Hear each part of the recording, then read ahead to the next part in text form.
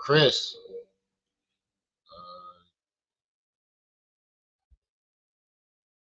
Digital Side Eye, Sassy Savannah, One Shot Gaming, Kakalaka, what's up? How y'all doing? How you doing? Get stuff out the way. Turn this light on.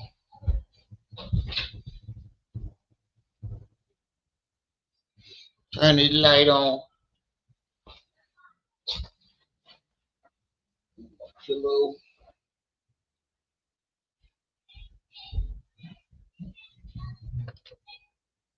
My pillow. That's my pillow.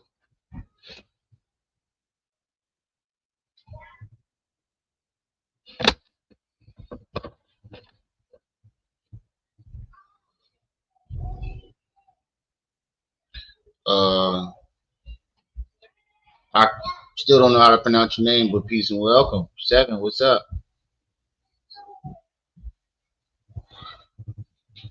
Living the dream, fight the nightmare.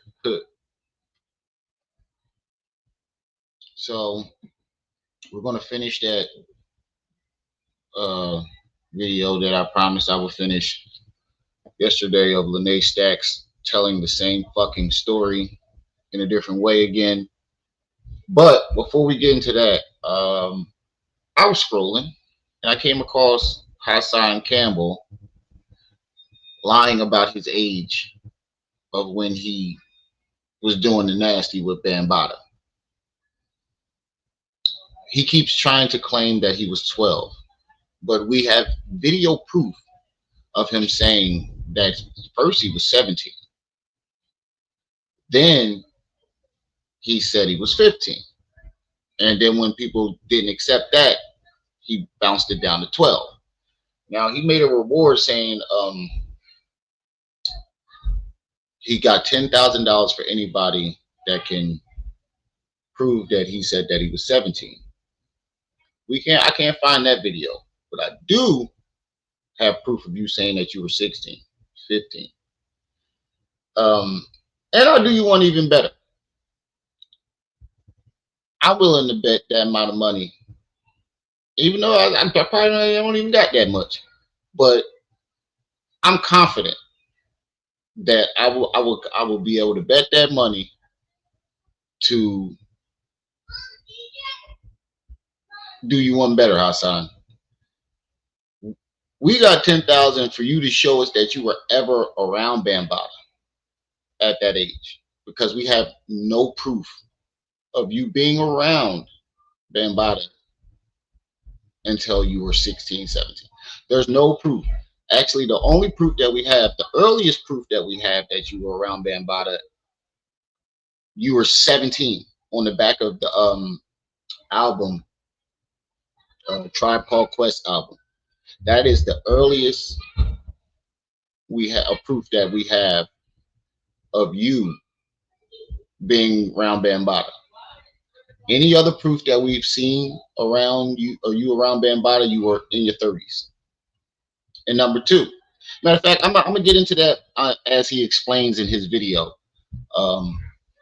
But yeah, you finna owe me 10 racks, my nigga, because we have the video proof of you saying that you were 15, not 12.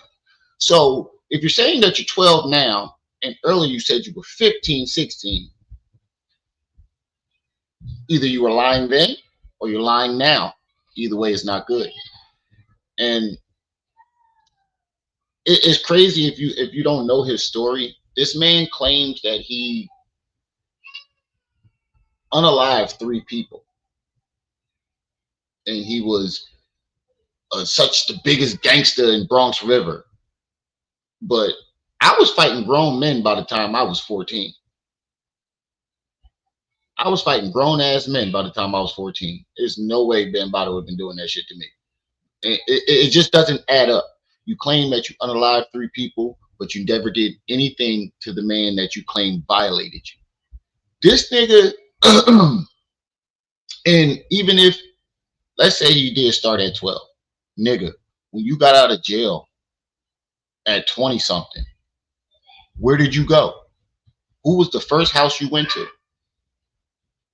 At that time, you getting out of jail for unaliving somebody, allegedly. And you go straight to Bambata house? You were still in contact with the man, but we're gonna explain all this. We're gonna explain all this. Um, in no way, shape, or form do I think taking advantage of a child is uh,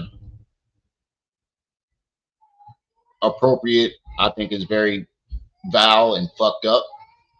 But I don't believe that Bambata molested Hassan Campbell um, underage because, for one, his big homie Bo introduced him to Bambata, and word on the streets is he didn't get around Bo until he was 17, 18.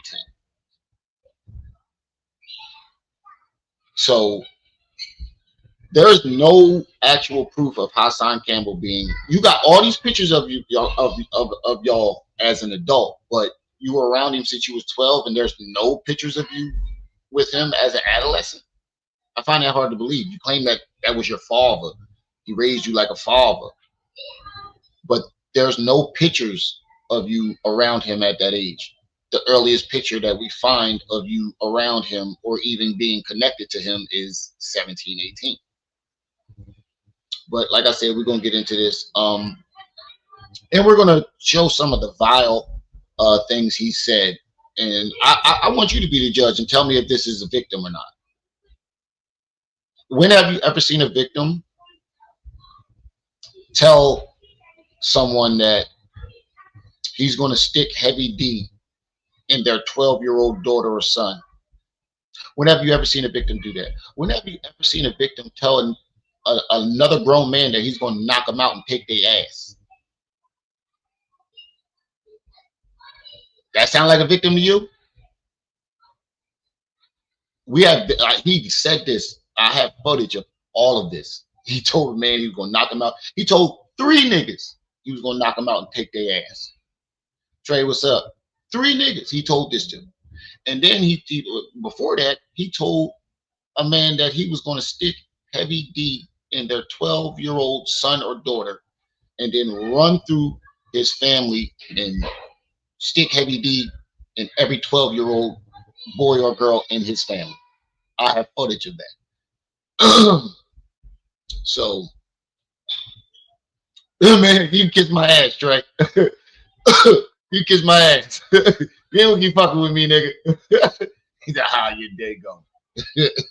Kiss my ass, Trey. It's my daughter's birthday today, so I'm trying to hurry up and get this live done so I can go celebrate.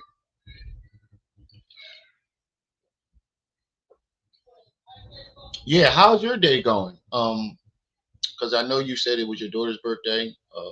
Who's not here with us today? I hope your day is going well. I hope I can make you laugh. You're probably not going to laugh in the beginning, but by the end of the live stream, I hope I can get you laughing. He said, "My bad. How's your day, Rim? Kiss my ass, motherfucker." Oh, I thought you said it to me at first. I saw, I'm blind. I just saw, "How's your day?" But happy birthday to your daughter. Happy heavenly birthday to your daughter. I hope your day is going well. He said, "Hey, Rim, I now took the gloves off, and yeah, I saw it, Mr. Judge, Mr. Judge. you, yeah, yeah, I've been watching. You crazy, man. Mr. Judge don't give a fuck, dog. This dude do not give a fuck at all, at all. That dude do not give a fuck."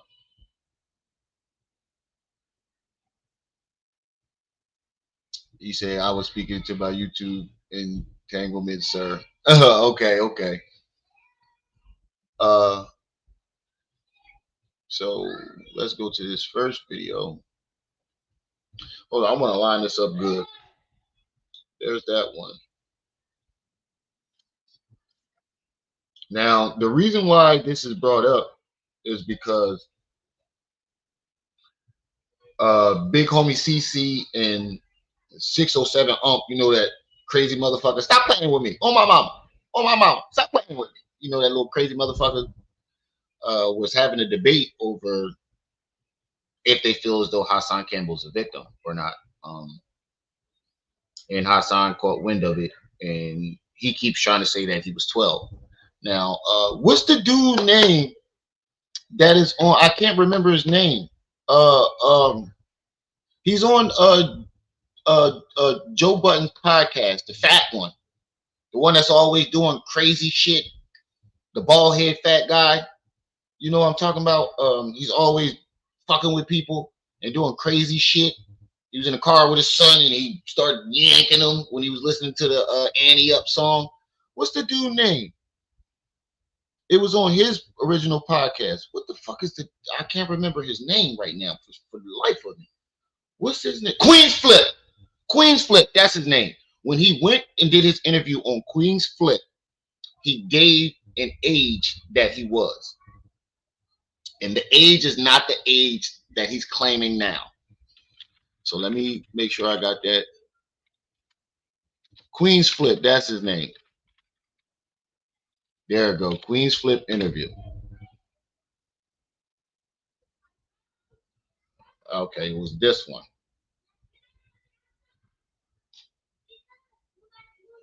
Okay. I just want to make sure that's in the okay. So we're going to get into this first video. Saint Center. Hey, how you doing?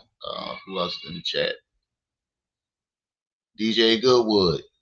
Pause. How you doing, bro? That's what she said. What's up? At 7, I said what's up to you already. But we're gonna get. This is the interview right here where Hassan Campbell says the age that he was when he first started being allegedly molested by Africa Bambaataa. Now I'm going to play the video that from today, and I want you to hear what he has to say. I didn't watch the whole thing. I just stopped when he started saying he was a child, and there's no evidence. I just want to state that for the record. There is absolutely no evidence of Hassan Campbell being around Bambaataa younger than the age of 17, 18. Number 2, he had the opportunity to either sue Bambaataa or get justice. He refused to do it. He even let the statute of limitation go by on purpose. And 10 Toes Down, I don't know if y'all know 10 Toes Down TV. He actually tried to get a lawyer for Hassan Campbell, and he bullshitted. And he rallied all these people in the conscious community. He started with the conscious community. They all did a press conference and rallied around him, was supporting him. And every single time it came for him to actually go do something about it, like report Bambaataa or sue him, he came up with some crazy bullshit as a reason not to. So you're on the internet claiming that this man victimized you, but you don't want to do anything about it. But you want us to do something about it. And he gets jealous of other victims. When he got pow shot in Bronx River, or the fake shooting, I believe it was fake. He was upset and jealous because Cassie got $30 million from Diddy. And the whole time he was out there screaming out the top of his lungs, saying that Cassie gets 30 million, but nobody cares about what happened to me. And he started calling everybody out in Bronx River, and somebody came out and allegedly shot his ass. He was out there harassing people, and he was really hating on Cassie. What victim gets jealous of other victim? What victim tries to victimize other people. He has publicly threatened to do sexual harm to multiple people. And he also claims that he's a killer. He unalived 3 people. But you didn't want to do anything to the nigga. That he also claims that Africa Bambaataa allegedly molested thousands of people, but the only one to come out and say that is him. Oh, there was another victim that actually took him to court, to John Doe. Nobody knows his name. This dude actually had some type of proof. Hassan stole, I don't know if you guys know who Bee Stinger is. He stole Bee Stinger's story. He used a little bit of Good Times. I think it's Good Times. What's the show where what you talking about, Willis? Where the dude was taking pictures of him and told him to take his shirt off and show his muscles. And he also stole part of his story from another guy that came out and said something about Bambaataa. He just mixed all 3 of these stories and different strokes. He took a piece of that. He took some of Bee Stinger's story where he said he got thighed. That was originally from Bee Stinger. He says he was the first one to come out before Bee Stinger, but technically he was and he wasn't, because when he came out with Bee Stinger's story.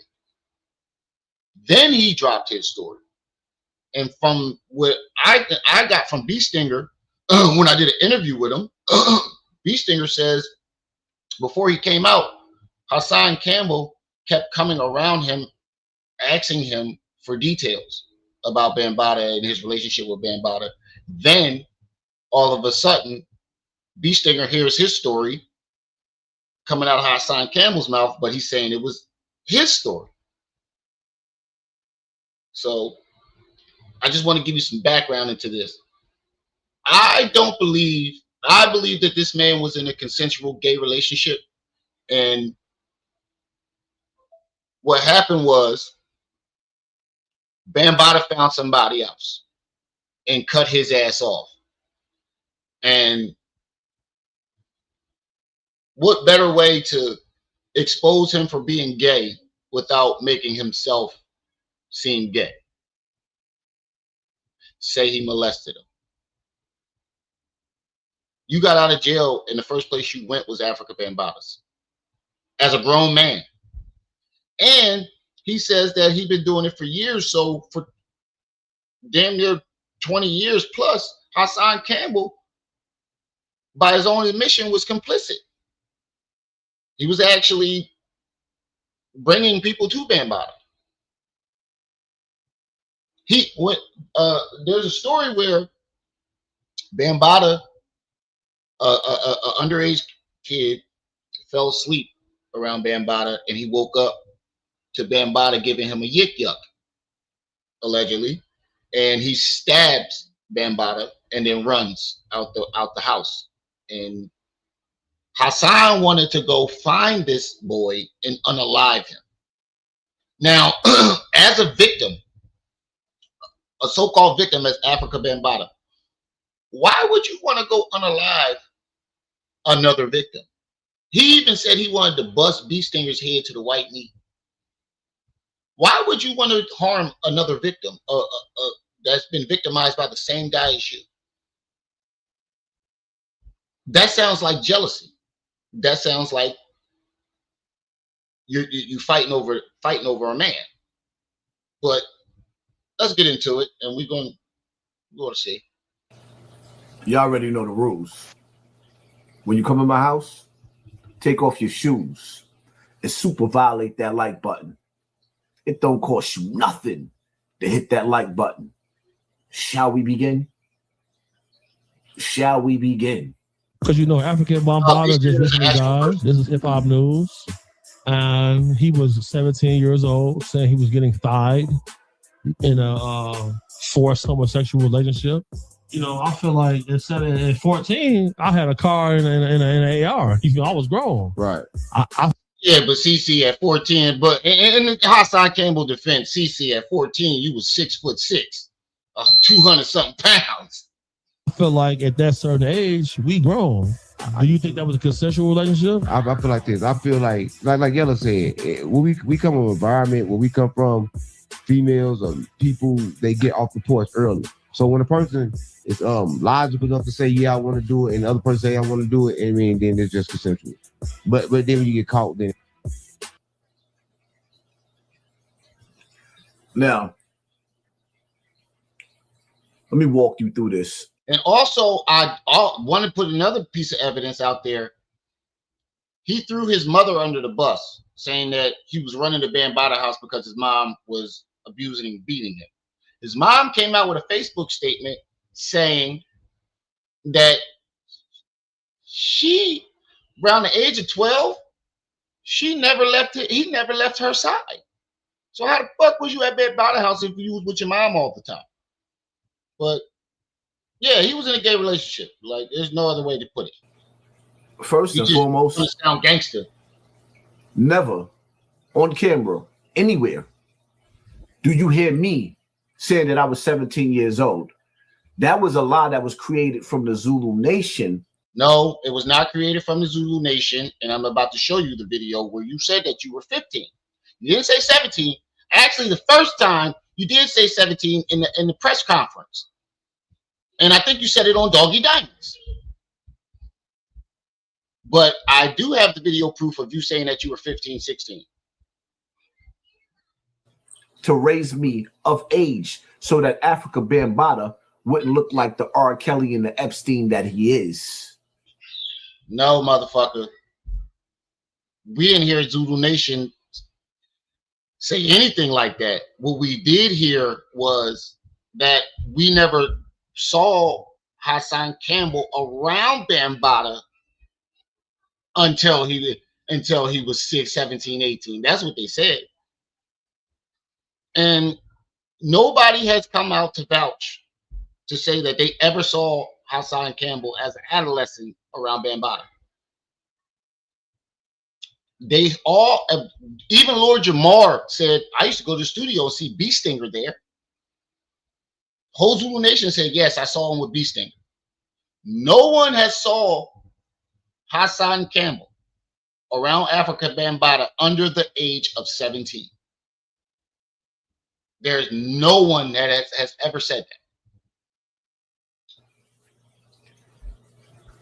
I got $10,000 for any content creator that can show me telling you that I was 17 years old running around being intimate with Africa Bambaataa. See, but you did say you was 15, 16. You did say you was 15, 16, so I'll take 5. And I'm about to show you where you said it too. I'll take 5. You say any content creator that can show you 15, 16, I mean that you were 17. But I do have proof of you saying that you was 15, 16. The word intimate, like I was running around volunteering to be gay. See the mind games, the military mind games that grown men play? Military mind games, nigga. We have video proof of you threatening 3 grown-ass men to knock them out and take their ass. That's gay. What are you talking about there, bro? We have video proof of you threatening 3 different. You told one man that you want to choke him and spit in his mouth right before you fluke him up the ass because he was light-skinned with braids. You told Doggy Diamonds you was going to knock him out and take his ass. You told Zip with the Drip that you were going to LBC him. You know the dude from Oz that was raping everybody? You said you were going to do that to him and lock him in the basement. That's gay. You're gay. There's no, bro, you're gay. You even threatened to do something strange to somebody's children. You said that you was going to stick Heavy D in Kev Gill's 12-year-old son or daughter and then run through his family and do the same thing to any 12-year-old in his family. It's gay. And I have video proof of you saying that you can't be trusted around kids. We got video proof of that too. You said it yourself. To try to shame the child in me? Now, you were not a child. Let's go back over. Because I don't want to miss the most important part of what these dudes is saying. So listen up. Because you know, African Bambaataa just recently died. This is hip hop news. And he was 17 years old, saying he was getting thighed in a forced homosexual relationship. You know, I feel like at 14, I had a car and an AR. You know, I was grown. Right. I feel like at that certain age, we grown. Do you think that was a consensual relationship? I feel like this. I feel like Yella said, when we come from an environment where we come from, females or people, they get off the porch early. So when a person is logical enough to say, yeah, I want to do it, and the other person say, I want to do it, I mean, then it's just consensual. But then when you get caught, then it's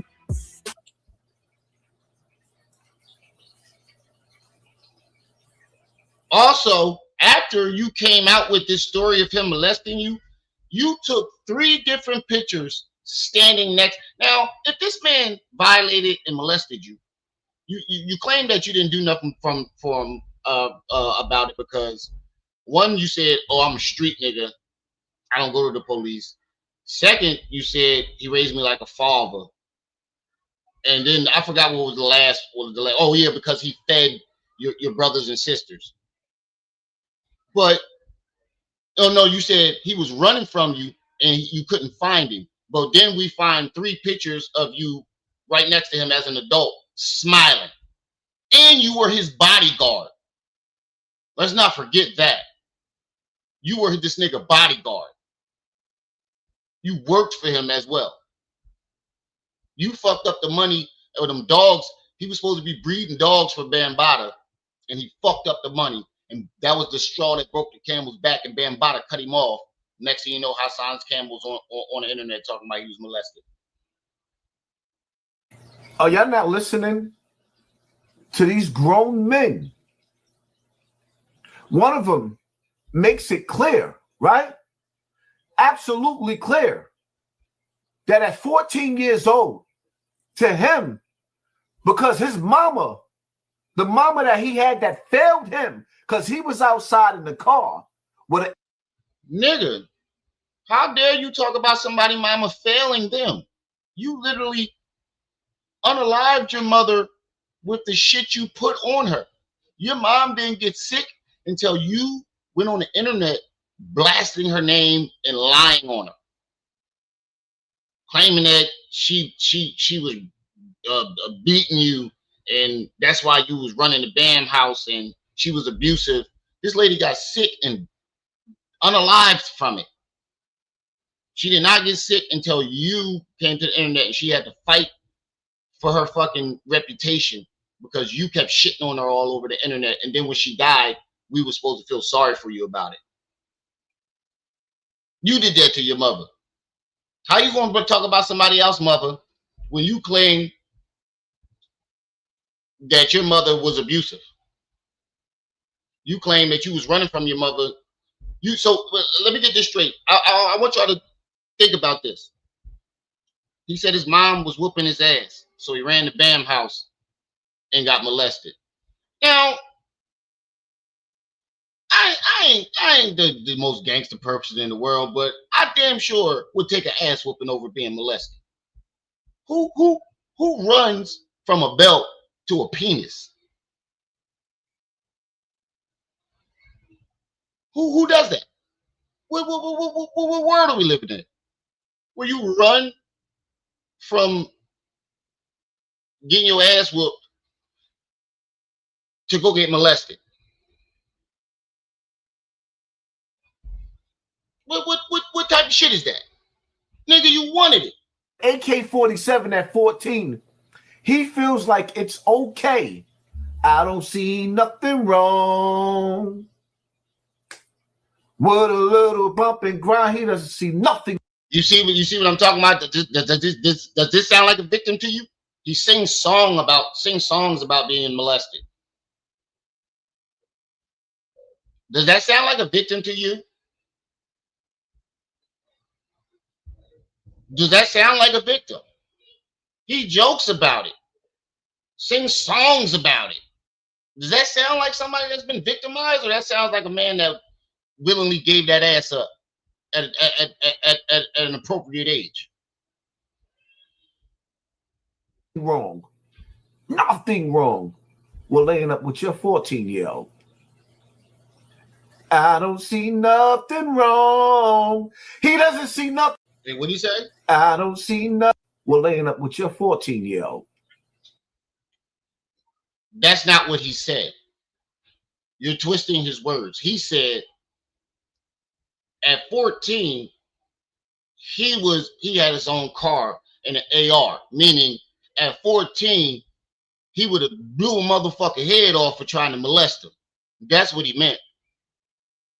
You took his words and warped it into something totally different. That is not what he said. He did not say it was okay to be laying with a 14. He's saying at 14, I had a car and an AR, meaning that if Bambaataa would have tested him at 14, he'd have blew his motherfucking wig back.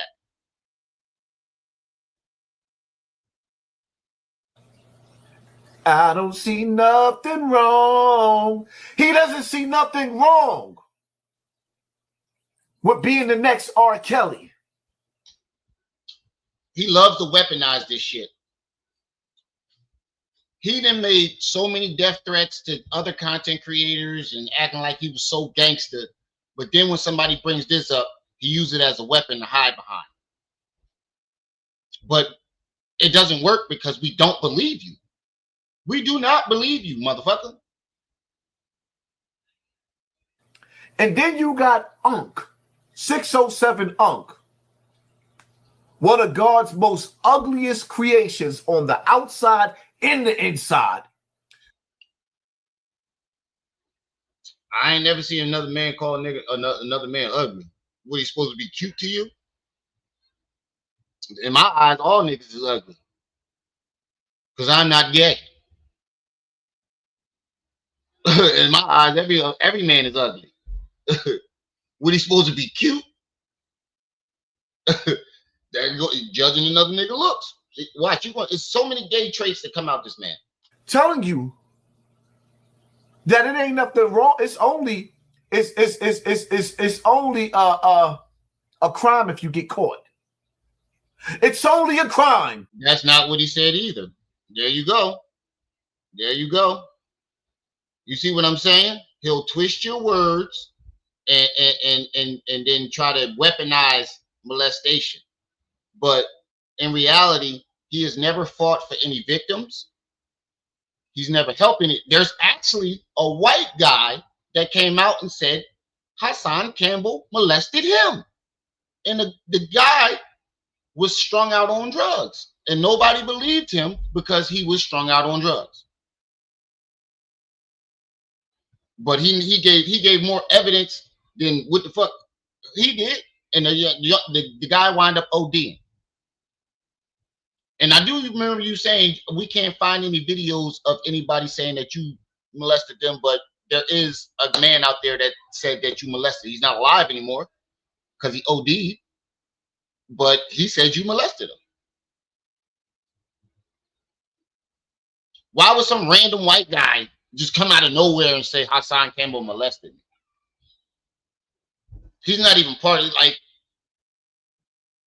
he don't even look like somebody that will watch black content. Why the fuck would he come out of nowhere and say that? I got the video of that too.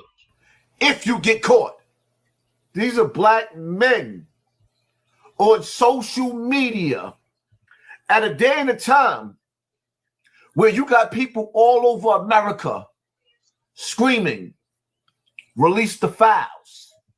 If I lose followers over this video, good. Watch this clip and I'll be right back. See what I mean? He tries to weaponize it. He tries to weaponize being molested. But it doesn't work, bro, because we don't believe you. There's no witnesses to you ever being around Bambaataa as a child. There's no evidence of it. I think it's really time for the country to get onto something else. There was a conspiracy against me, literally, by Epstein and even his brother You know what he did?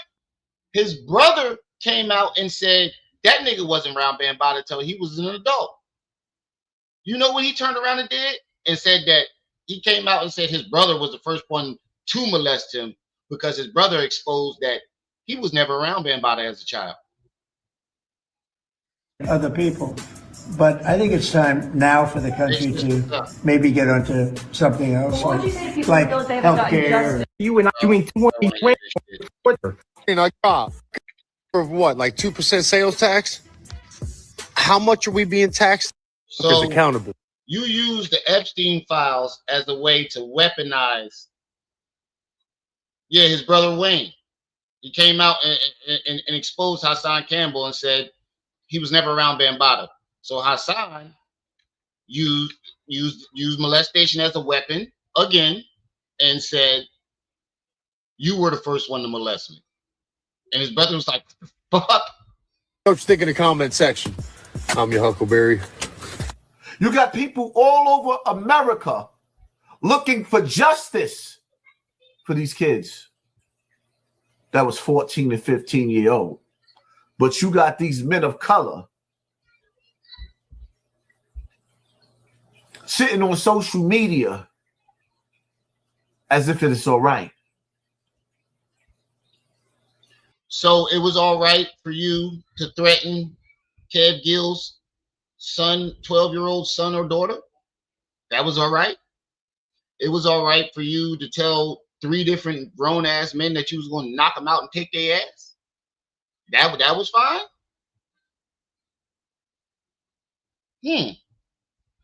He's a fucking hypocrite.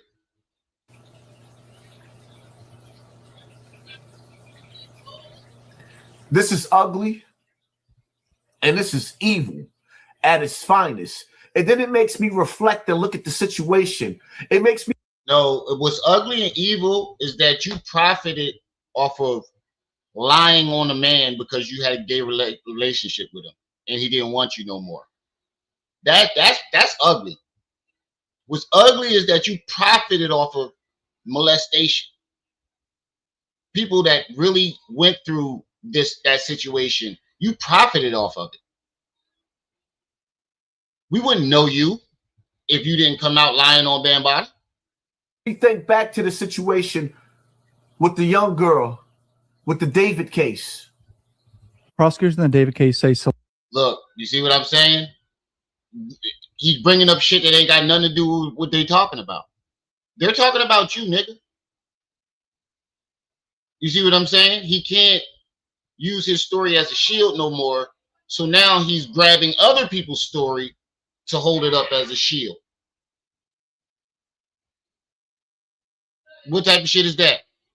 And then, like, when did you advocate for this victim of David? When did you advocate for any of the victims on the Epstein list? Less than him were arguing over him speaking to other girls. There's evidence of him Ubering her all the way from Lake Elsinore to Hollywood Hills. She arrives at... You got shot being jealous of a victim. Allegedly. Truly disturbing. Yeah, and in her case, that little 13-year-old girl who didn't know no better, she was being fast. Oh, she was being fast.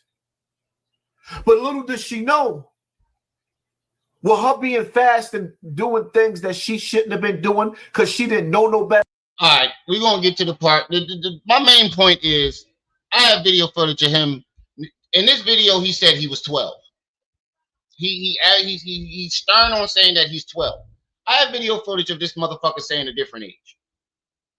And then he admitted to touching other kids. And then when they asked him, when did he stop touching other kids? He couldn't give an answer. He said, oh, when I start dating girls. So they say, when did you start dating girls? I was playing house and nigga, that's not what they asked you. But we gonna get into this video real quick of him giving an age. I need my 5 stacks. Imagine being able to.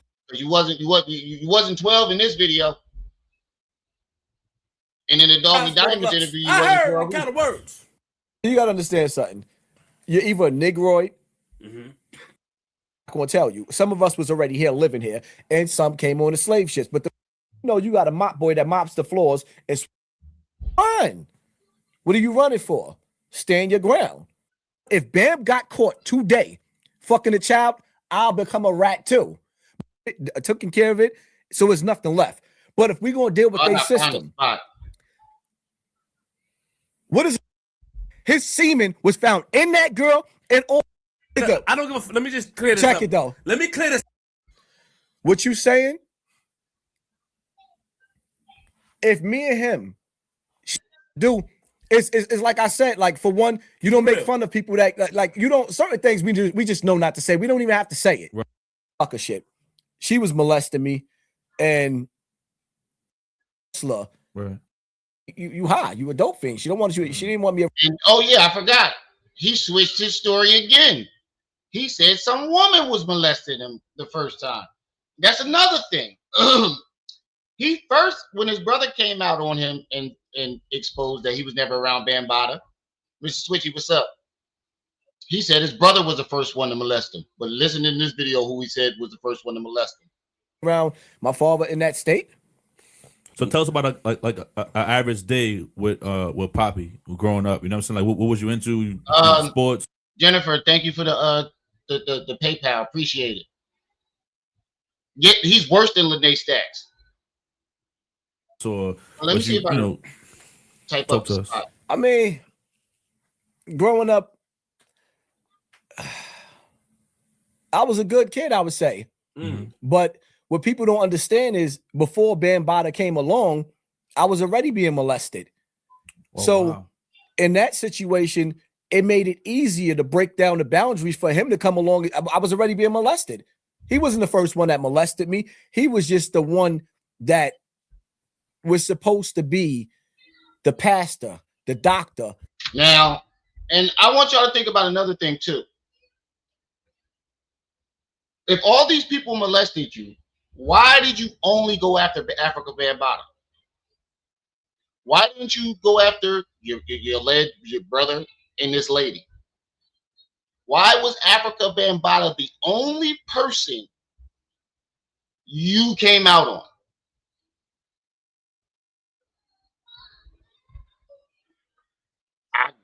I just want to know, why was Africa Bambaataa the only person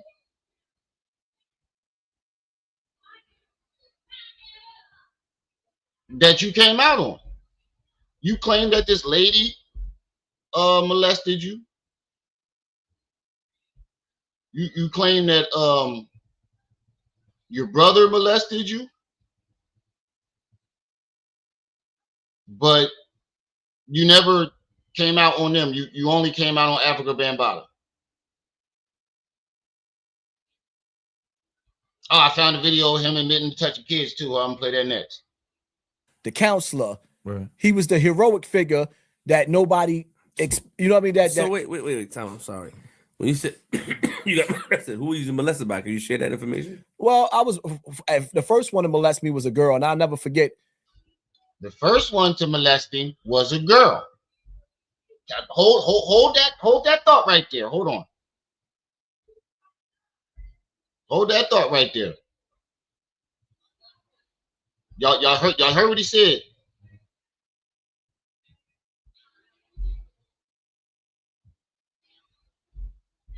Hold that thought.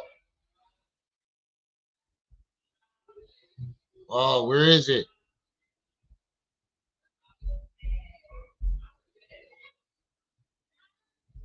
I can't find a video. I'll find it, but remember what I just said.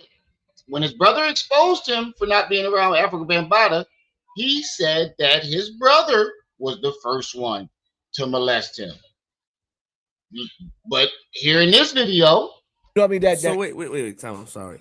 When you said you got molested, who were you molested by? Can you share that information? Well, the first one to molest me was a girl, and I'll never forget because she did some sucker shit.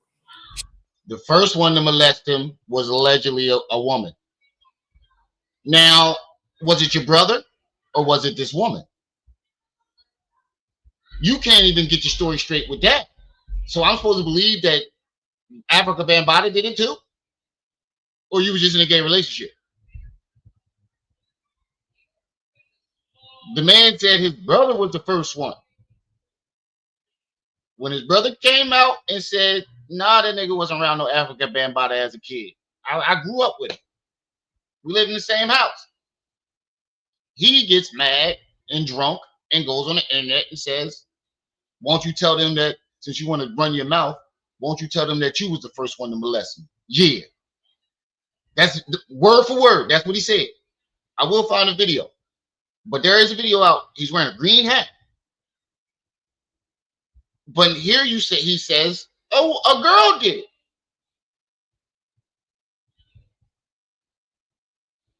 She was molesting me, and like a while, because she molested me for a few years too before Bambaataa came along. So when what age?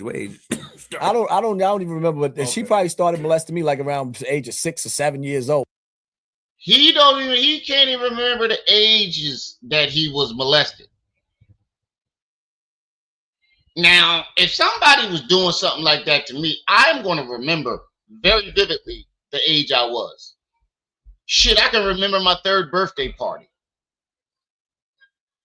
I can tell you the theme, what I was wearing, what the cake was. Ninja Turtles. I had Donatello, you know, them Kmart Velcro joints. They used to come from Kmart. Little Velcro light up Ninja Turtle sneakers. My whole theme was Ninja Turtles. 3rd birthday. I can remember that, but you can't remember the age somebody was molesting you? She started, molesting like just touching you and shit. No, she was like straight rape, like straight. You know what I mean? But she's older than me by what 7 years, 6, 7 years. Bro, at 6, your balls ain't even dropped yet. There's no way you was getting your penis in a vagina at 6 years old. Your balls ain't even dropped yet. Now, I lost my virginity at 11. But 6 years old, my nigga, your balls ain't even dropped yet. There's no way you would cheat. How was that happening? She said she was all the way molesting, like, so they were having sex. You are not getting your penis in a vagina at the age of 6. I'm sorry. It's just not possible. You barely can get a boner. Your nuts ain't even dropped yet. So anyway, with her, I could remember my situation because, like, when you go through traumas, a lot of the time your brain might block something out. Like, you'll forget a lot of stuff. Me dealing with this, a lot of things came back, but you'll forget a lot of stuff. You just block it out in your brain. So with her, that's his excuse. That's his excuse for why he can't remember the age. But you remember all the details vividly of what Bambaataa did. You remember all the details vividly of what your brother allegedly did to you. But you can't remember what this lady was doing at around the same time. The one thing I never forget was I was with this girl that was my age, and we was behind the curtains playing house. Yeah, she probably would. I'm not saying it's not possible. I don't think I'm saying it's not possible for him to penetrate at 6 years old. You said 8 and 10. Shit, I started going through puberty around 10 years old. I had a full fucking mustache by the time I was fucking 13. I lost my virginity at 11, so 8 and 10, yeah. Your nuts dropped. That's when your nuts drop around that side, around that age. But 6? My son is 6. This nigga still wearing fucking pull-ups to bed.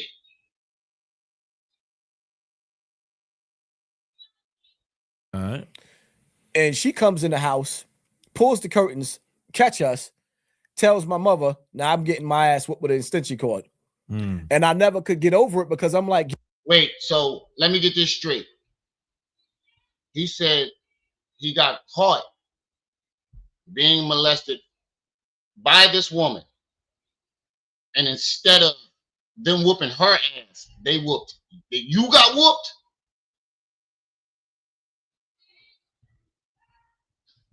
Oh, no. Don't be sorry. I knew what the fuck I was doing. I knew it. Don't be sorry for me. I knew exactly what I was doing. Well, actually, I didn't know what I was doing, but I knew what was going on. I consented to it. It wasn't like the girl was much older than me. She was like 14, 15. I was gifted. I'm not keeping it mean. I was fat.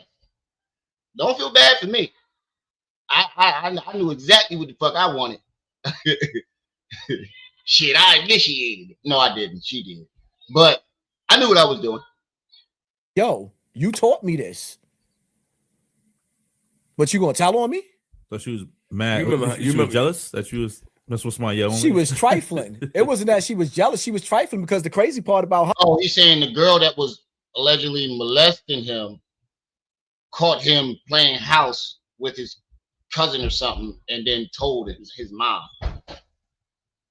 So why didn't you tell your mom? So wait, the girl that allegedly was molesting you, right, caught you playing house, being nasty behind the curtains, and she tells your mom, and you get your ass whooped, but you didn't think about telling your mom what she was doing to you?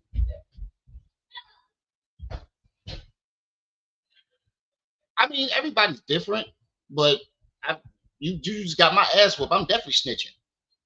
At that age, you just caught me doing that, and you be doing it to me, I would definitely snitch. Well, will she be doing it to me too? I would definitely snitch. She was older than me. She had me by some years. Right. So she was sleeping with the men that was her age. She was a whore.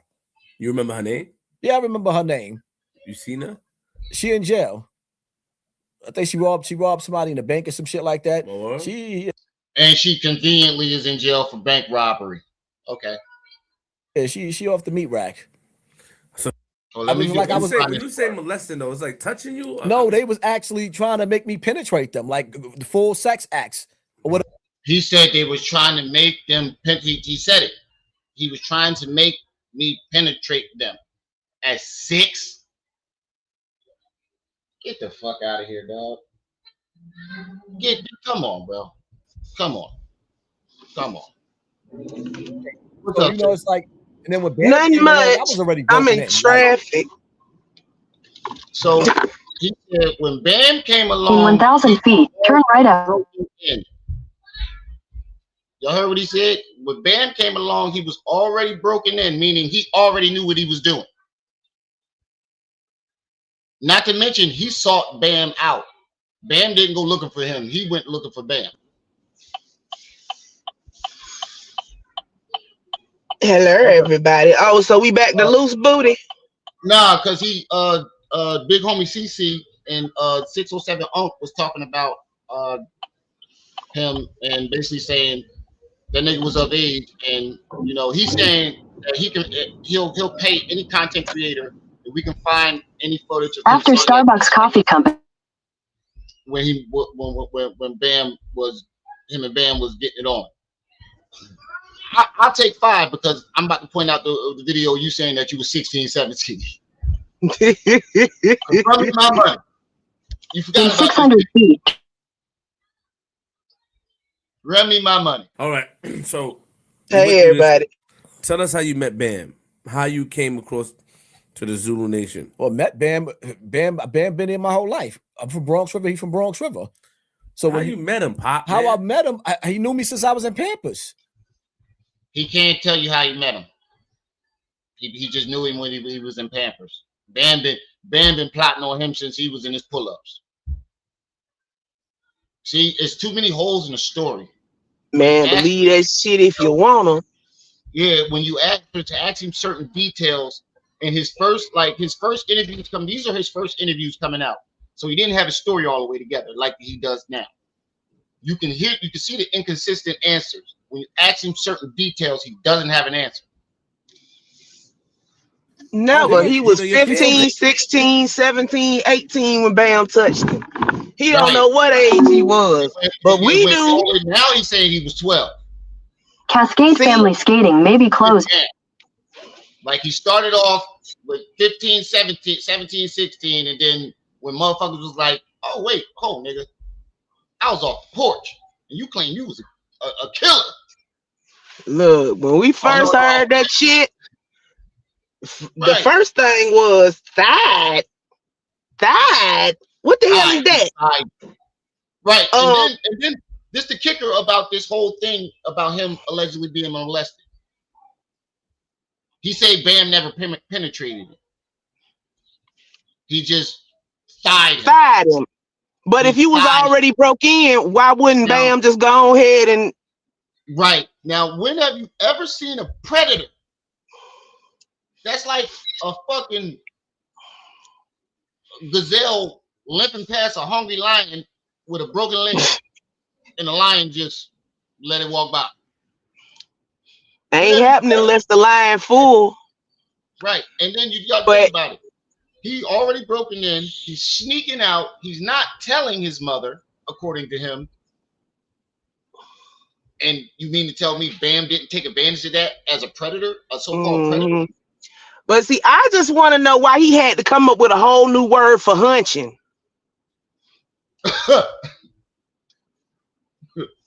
Because saying somebody thought y'all was hunching. Right. So if y'all was hunching, sooner or later it escalated to something else. Right. That's like a robber. You're right. That's what she said. It's like a robber taking your wallet and only taking $2 out and giving you. You're right. Take a 20 out that bitch and be like, yeah, you keep the rest. Yeah, like come on. Bronx River, yes. You got to understand something. Bronx River was a project where everybody damn near was like, we know each other. Like, not to mention, he claims Bam allegedly molested the entire Bronx River. Thousands of kids. All the Bronx River, all the little boys in Bronx River was touched by Africa Bambaataa, according to Hassan Campbell. But he the only one that did something, that said something. He the only one that got hunched on. Here go the birthday girl. Hey, happy birthday. She thinks she cute with her little weave in her hair. No, I don't. This is my number here. She said she don't think she cute. She knows she cute, okay? In your building, whatever building you from, you can go in damn near any apartment, use the bathroom, run from the police, whatever the case may be. See, now it's a little bit hold on. Pause, bruh. Bronx River was Bronx River. The 80s and the 90s in the Bronx. Wasn't nobody leaving their goddamn doors open. That's like that's like the height of the crack era. You know what's crazy about him, bro? His warped sense of perception of Bronx River. Bronx River was supposed to be the hardest part of New York. Everybody's a killer, but on top of that, everybody's being molested as well. Yeah, it's a whole bunch of people. It's a whole bunch of thugs and killers getting molested in the Bronx. I know niggas from the Bronx. Them big niggas I know from the Bronx. 6 foot something getting no. Right. He said he molested all the killers, and not one of them decided to come back and blow his brains out. Ain't damn person decided to put their hands on him. Not one. My thing is, if you put the whole story together, it makes no sense. None. He says that he was living in Bronx River. Everybody could go in and out of everybody else's house. And he just went over to Bam house for fun time. Bam started hunching him on the thighs. Oh. Right. None of this makes sense. And it never went no further. But then you turn around and 10 years later, he's still in communication with Bam talking about he loved the nigga. Right. That true that. He was even his bodyguard. Yeah, I still love Bam. Right, at the Kemet on trial. The Kemet on trial debate. He was there as a bodyguard for Africa Bambaataa wearing a Zulu Nation sweater, if I'm not mistaken. Move. Ooh. Dog just scratch. I gotta clip his nails. Of New York. So he knew your family. He knew you. Yeah. And hold on, pause for a second, bro. Molestations of. That's what she said. We're not. It's not even. Look, everybody was uncomfortable talking about this shit when it first came out. But the key to the point is, Bambaataa didn't touch Hassan Campbell when he was underage. Bam like him barely legal. Key word is barely. They be legal though. Right. But no, he wasn't a voluntary victim. He was of age. He knew what the fuck he was of age. Like I keep trying to tell y'all, there is no proof or evidence of him ever even being near Bambaataa before the age of 17, 18. The earliest evidence that we have of him being around Bambaataa is him on the back of Tribe Called Quest album. And he was 18. Yeah, he was in the Double Dutch bus video, but that ain't got nothing to do with Africa Bambaataa. Nope. I forgot about that. He would touch you. You wasn't in contact with him. You just see him. You wasn't like, y'all spoke. Y'all still was on. Y'all was on talking to him. He'll talk to you. Like Bam or talk. You gotta understand something. Like he was sitting outside. I saw a video where he was sitting outside and people. You see, every time he asks him a question, he comes with the. You gotta understand something, and then he veers off from answering the question. Because he don't even know what the hell he want to answer. He don't know Bee Stinger's full story yet. That's why. But see, here's the thing. Bee Stinger, Bee Stinger used the fake ID to get into the club, and that's how he met Bam. Right. Bee Stinger felt guilty after all these years and came out and told it. Right. So we know he like him barely legal. That's what she said. Now I really he like him. About it yeah, he like him barely legal. I've been saying that since it came out. It don't sound like he was molested. It sounds like they was in a relationship. Right. Now, when you go to jail, this nigga was putting money on your books, sending you care packages. When your dogs got sick, he gave money to take them to the vet. He gave him them dogs. And then don't forget that part. This is where it all he fucked up the money. He fucked up the money. Bam came and took the dogs back. Next you know how Hassan came out with that he touched me thing, and then it was something funny about them dogs. Something was funny with the money about them dogs between Hassan and Africa Bambaataa. So he took the dogs back. That was after he came out and said that Bam touched him.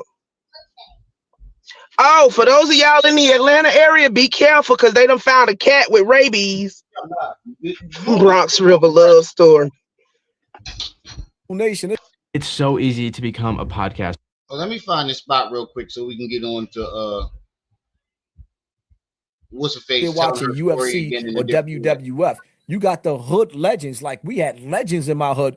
So of course, then on top of that, not just the legends, the music, like everything. It's not even so much if you wanted it. If you was in Bronx River, you didn't want to join the Zulu Nation. You was already Zulu.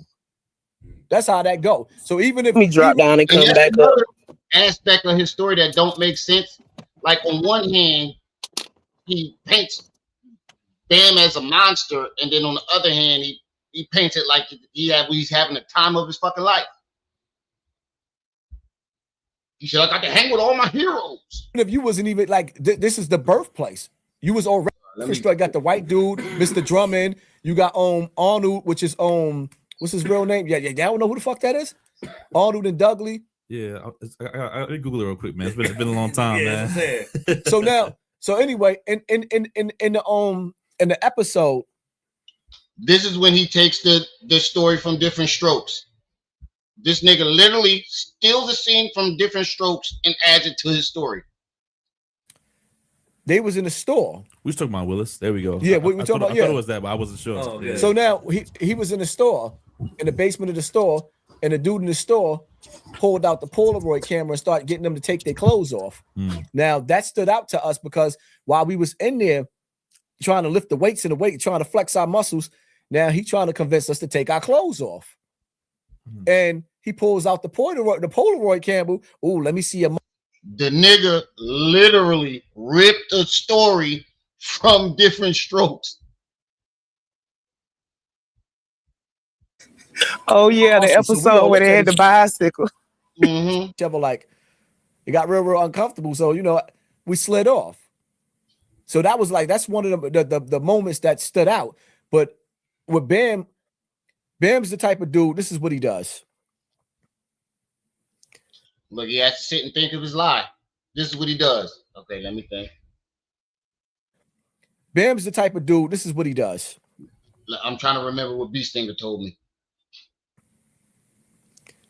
You go in the bathroom, he'll try to follow you in the bathroom. He stole this part of the story from the dude. What's the dude name? Fucking what's the name? Put it out. T-Bone. What's the dude name? His name like Little Man or like Too Short or something short. Half Pint. It was a dude named Half Pint that came out and said this exact story of him and Bambaataa. And next thing you know, Hassan Campbell is saying the same thing. Same thing with the thighed me thing. B Stinger came out and said he thighed me. Next thing you know, Hassan saying it too. He giving you advice on how to piss. Then, like, first time he tried to actually break me in, he asked me questions about porno. Do you you watch porn? Like, nah, my moms ain't let me watch no porn. Well, you're supposed to jerk off, right? Wow. You see what I'm saying? So now he introducing you to porn. And then while he's introducing you to porn, he pulls out the black book with all the Polaroids in it. Now, this little black book, Hassan knew nothing about this black book until B Stinger told him. And B Stinger came out and said he got that black book story from me. Mm. And in this book, if I can get him, I can get you. So pretty much. Then what he start doing, and see, you know what? And a dude that was a master manipulator. Okay, good. I mean, first of all, you're dealing with the mind of a fragile, broken child. You see what I'm saying? You may have. He says the age. So sometimes you might find an 18-year-old that's not mentally mature. Right. Then you might find somebody that's 15 that's mentally mature. Everybody's not the same. Mm-hmm. So he was dealing with somebody that he knew was already broken. But then you got to understand too, you're dealing with a dude that's big as hell. Same dude got every gangster from questions. Ask yourself a question. Well, I seen Red Pill. Red Pill was that admitted that he got them too. Like, yo, look, these niggas did it. That's his trophy. Pretty much. He's stronger than you. You know what? A lot of shit I blanked out. Then what he start doing, and see, you know what? A lot of shit. He mentions his age. Tafiq's younger brother, Alibaba, got locked up for bodies too. Beat it. Public information. We all did. Tafiq, he was molested by Bam. He's supposed to be Bam's cousin. Tafiq's younger brother, Alibaba, molested by Bam. One day, I'm not gonna call up. He's naming all these so-called killers that was allegedly molested by Bam, but none of these motherfuckers said this shit happened. He molested all these killers. His name is Half Pint or something like that. He allegedly molested all these killers. I think it was Half Pint. Yeah, it was Half Pint. But some people, like certain things, where is it some at? boys may have had something to drink in Bam's house, may have passed out. This area right here, you literally got this much room. The Bam house, and he gave me the picture of the young boy that stabbed. How? Now listen to this shit. I want you. I'm glad I got this part. Listen to this shit. I was against Bam then. Well, if you didn't speak to the guy. Well, I'll tell you what. For one, the guy called up. He called up on Hot 97 and started tell you this, and he was on the radio, and he tried to tell him that this is what Bam did, and they clowned him. Number one, number two, from people that dealt with the kid, he was telling them the dude tried to get me. You see what I'm saying? I never personally spoke to Shorty. Okay. But this is what he said. Now, in the hospital, when I got to the hospital to see Bam, the first thing Saladin is another warrior. Saladin was like, yo, Poppy, you get involved in this, you going to hell. So now automatically everybody's assuming that Bam is back to his old bag of tricks. I mean, the day that I went to Bam house and he gave me the picture of the young boy that stabbed him, I goes outside, Joe Poen and King Righteous, King Zulu, tells me, well, see, Joe Poe wasn't there at the time. It was separate times, but both of them sitting up there telling me Bam got locked up in Brazil. It was with him for raping a boy in Brazil. Well, how you got away? How you got out? Because the politicians over there were Zulus. Zulu was big. Gosh. No, I don't believe he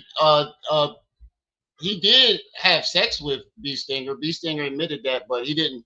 B Stinger came out later and said that Bam didn't know his age because he got into the club with a fake ID.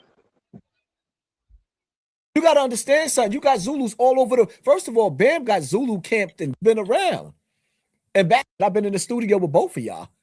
B Stinger was in Zulu before I was even there. All right, so we moving a little fast. Let's go back. So he tried to jerk you up. He tried to do some crazy stuff with the Vaseline. Everybody knows me to be a son of Bam. So when I came forward, it was like devastating. It's like having a heart attack.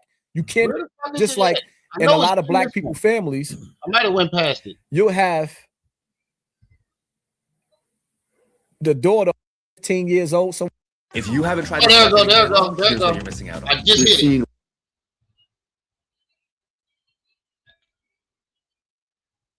Probably maybe fourth, fifth, but I know it was like it maybe my probably maybe 15 years old somewhere like around there. I don't really remember, but I know it was like it maybe. How many years Bam has? How old was you when Bam started doing whatever to you? Has been molesting you. How many years? Why you? Don't say what. Let me. Don't say what you say. Well, you go ahead and you say what you say. Do what you do. How long Bam? How many years Bam has been molesting you? How many years? Honestly, what age? Honestly, I don't really remember, but I know it was like it maybe my probably maybe 15 years old somewhere like around. He can't remember, but he probably was 15 years old. Today, he stands firm on saying that he was 12. Now, I'm supposed to believe this shit?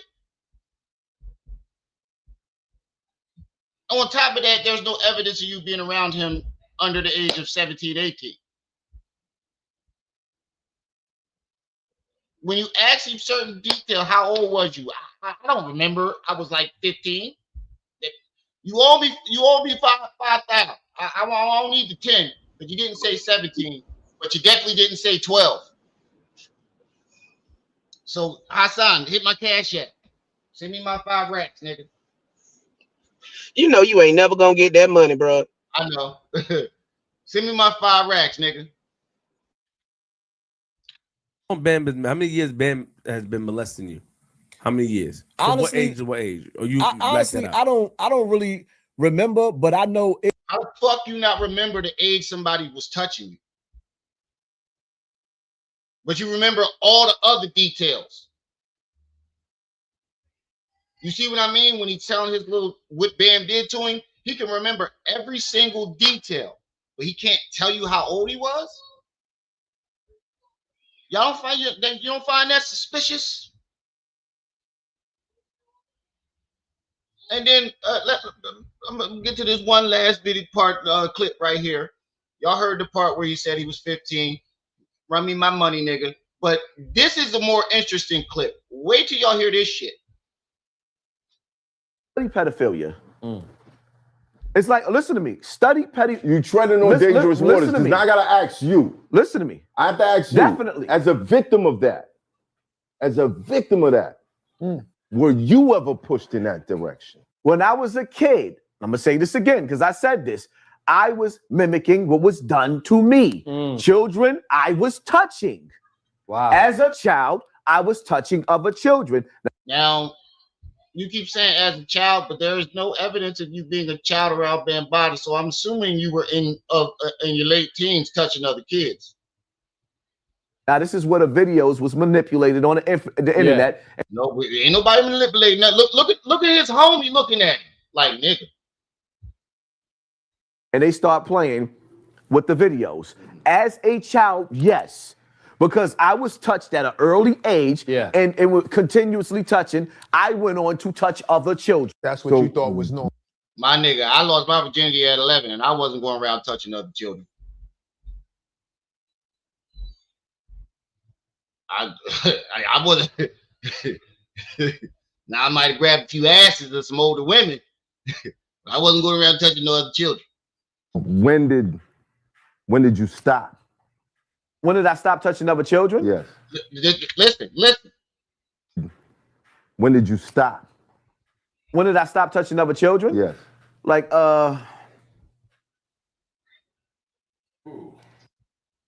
Look at his homie face. Look at his homie face. This says it all. Like, when you ask him certain questions, he doesn't have an answer. And watch how he veers off. Yes.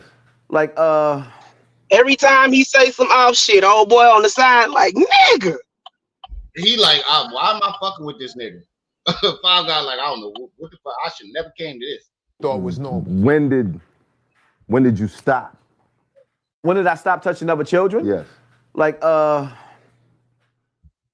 I gave you your wrench like yesterday or the day before, Miss Independent. As a child, I touched children, but as I got older, I had girlfriends, so it switched over into me having girlfriends. Right. That is not an as answer. a child, I was touching other children. Well, touch children. But wait. You don't find that suspicious as fuck? In another video, he said it fucked him up so bad that every time he was with his girl, he peed the bed. He said he didn't stop pissing the bed until he was like 20.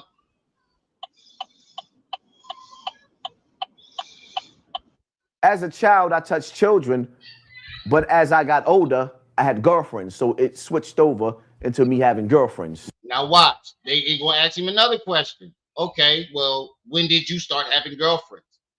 Right. But as a child, I was touching other children. You remember about what age the girlfriends kicked in? The girlfriends, I was having girlfriends. I guess I started having girlfriends. If that's the case, if my uncle came over, let's say with Darshan, and Darshan might have been a year younger than me or whatever the case may be. Put a 1 in the chat if you can remember your first girlfriend or boyfriend, what age you was. Just put a 1 in the chat if you can remember the age you were when you had your first girlfriend or boyfriend.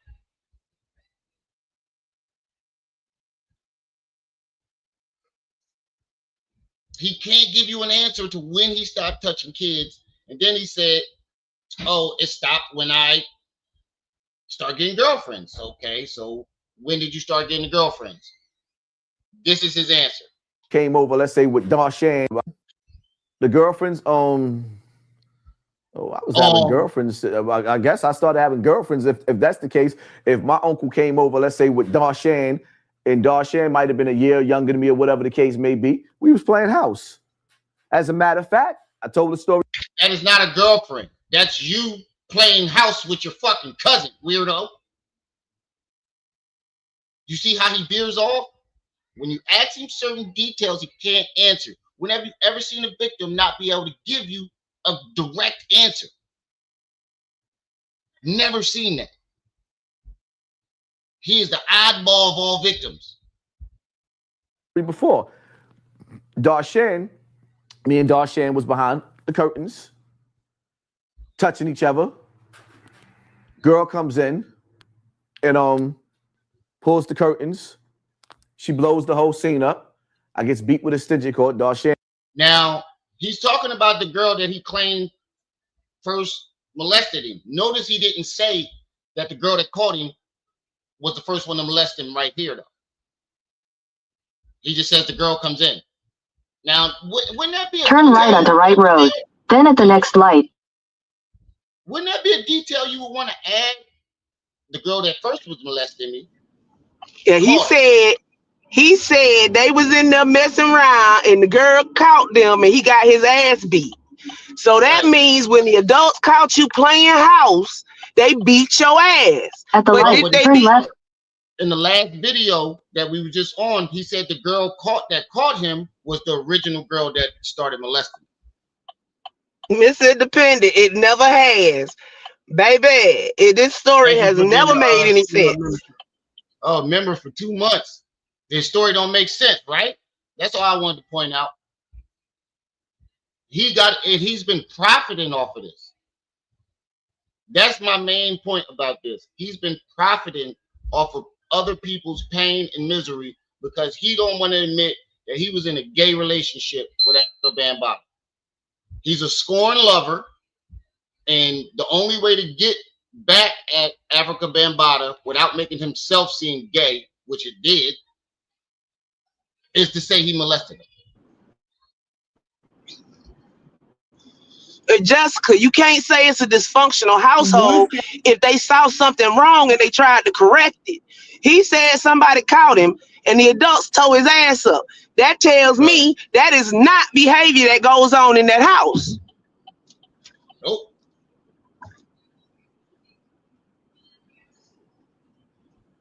And yeah, you're right, Jessica. He have too much fun talking about this shit. Entirely too much. Right. If you watch all his old interviews, he's cracking jokes and laughing and having a good old time talking about it. I've never seen a victim have a good time while describing something that terrible. Right.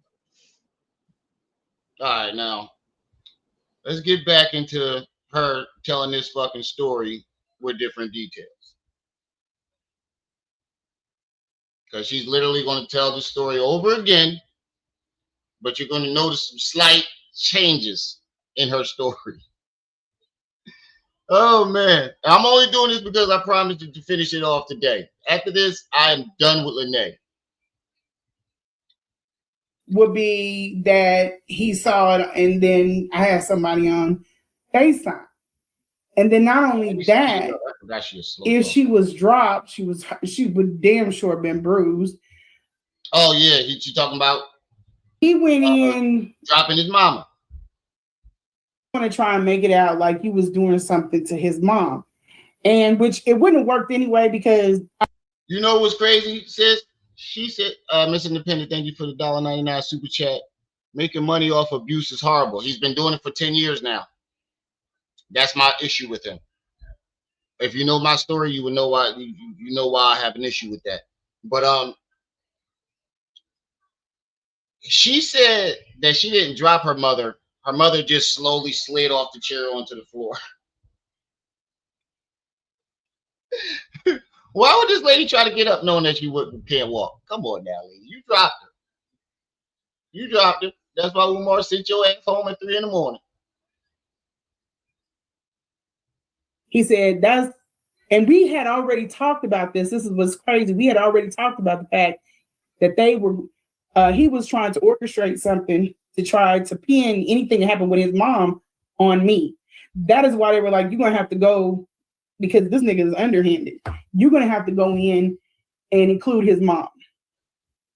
Because he's going to try and make it out like he was doing something to his mom. And which it wouldn't have worked anyway because I was on. Wait, so now you saying that somebody advised you to, when you went to Lennon or went and told your story, to bring up his mom and her living conditions. Somebody advised you to do that now? Now somebody...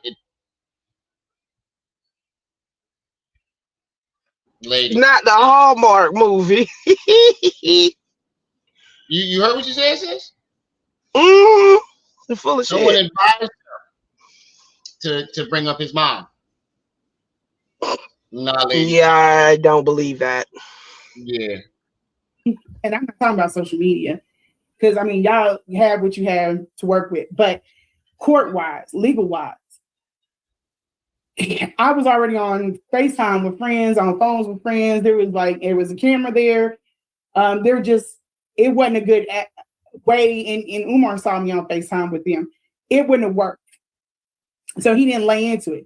But he hinted to it on the Stanky Coochie video. So then, and remember I told you guys we used to do these watch parties. It was a... When did Umar hint towards her doing something to his mom? Her doing something? I don't remember that. He went in full detail about my cutie cat. Jessica Full said, detail about how it went and how horrible and scallops and seaweed and trout, whatever the fuck he was saying. And we know where all that came from. His mom used to eat fish, and she was his mother. So that's where the thing with fish came up, and her diet is fish. There's also funny that on the school we saw on the doors that it said Ann smells like fish, and we think what's the old boy? Was it Don? Don must have spray painted that on there. The Ann smells like fish. My guess is that when they went to court, just like he brought Punky Brewster. Yeah, I did speed it up a little bit, but I obviously need to speed it up some more. Don brought that lawsuit and won. Umar just ain't paid it. Yeah, but now she's blaming Don for spray painting the mural. Don already came out and said that was not him. Thank you for Don was gone by the time that mural came up. Right. Thank you for the $1.99 super chat. No one advised her. Shut the fuck up. Right. Court, he brought in. Somebody advised you to tell us that you stuck fingers in his butt too. What she's implying is that some legal entity told her to put Umar Mama in it. From what I heard. Right. Did they advise you to claim the title of the throat rope too? McMillan or whatever her name is to court with him, or she was doing his court stuff, because she did his court stuff when he had issues with the license up in Harrisburg. Oh wait, thank you again for the $1.99 super chat. She said Don admitted it that he did it to her personally. Oh wow. Damn. Then I stand corrected. So I think that's why he spray painted it on that. He spray painted on his Cash App on the mural. And so the fish tank thing came back, okay? But he was really, I can't remember who brought this up for the life of me, so I could give them a shout out, but whoever did. Okay, regardless, he was very detailed about the fishy coochie thing. He did not go into detail about, he said he wasn't happy with his mother's care. That was because I took damn good care of his mother. I took damn good care of his mother. Now, on the recording, he was saying that they had dropped his mother, they had done all these things. Philly Phil tried that, and it didn't get picked up. She said that I dropped his mom. No, it definitely got picked up. That's the story. You dropped that man mama. That is the story that everybody got. And I don't know why you're trying to rewrite history, but that's the story that we got. And everybody else. And I was like, yeah, that's bullshit. And the proof would be that he saw it, and then I had somebody on FaceTime. And then not only that, if she was dropped, she would damn sure have been bruised. The paramedics came into the house. Whether she was dropped or fell on her own, she would be bruised. She hit the floor. House, and they had to, like I said, weave that blanket in between her arms, hoist her up like an engine, and she was fine. She was happy. She was really happy. She act like Umar said she body slammed her. I was sitting right there with her. I tried to call Umar. Umar did not answer. There are text messages about her care that are back and forth with us. If I wanted to leak or talk about his mother, then I could have leaked that shit. It would have been hella embarrassing on his part. But at that time, this is before I got to the point where I'm, like I say, I'm boxing for one. At that time, that would have been bad. That would have been a bad look for him. It wouldn't have laid on her. Anything that was said, it wouldn't be on her because she's not in charge of her own care. And he already said in that video, anytime things go bad with his mom, he has to take on that responsibility. He has to take that. So yeah, if there was anything that was done at the time naturally, and it's even dealing with people that, and there's so much stuff even with behavioral analysts, and he knows it because he claims that he's a psychologist and he can read people. But even with all of that, he would have went into detail about what was done to his mom. He's not above it. He would have lied, of course, but he would have went into detail. Yeah, Trey, she definitely did leak all that information. She just rewriting history. That's why I said she telling the same story with different details. I think you missed the part where she said somebody advised her to bring up his mama when she told her story. Because Umar's entire War Room is about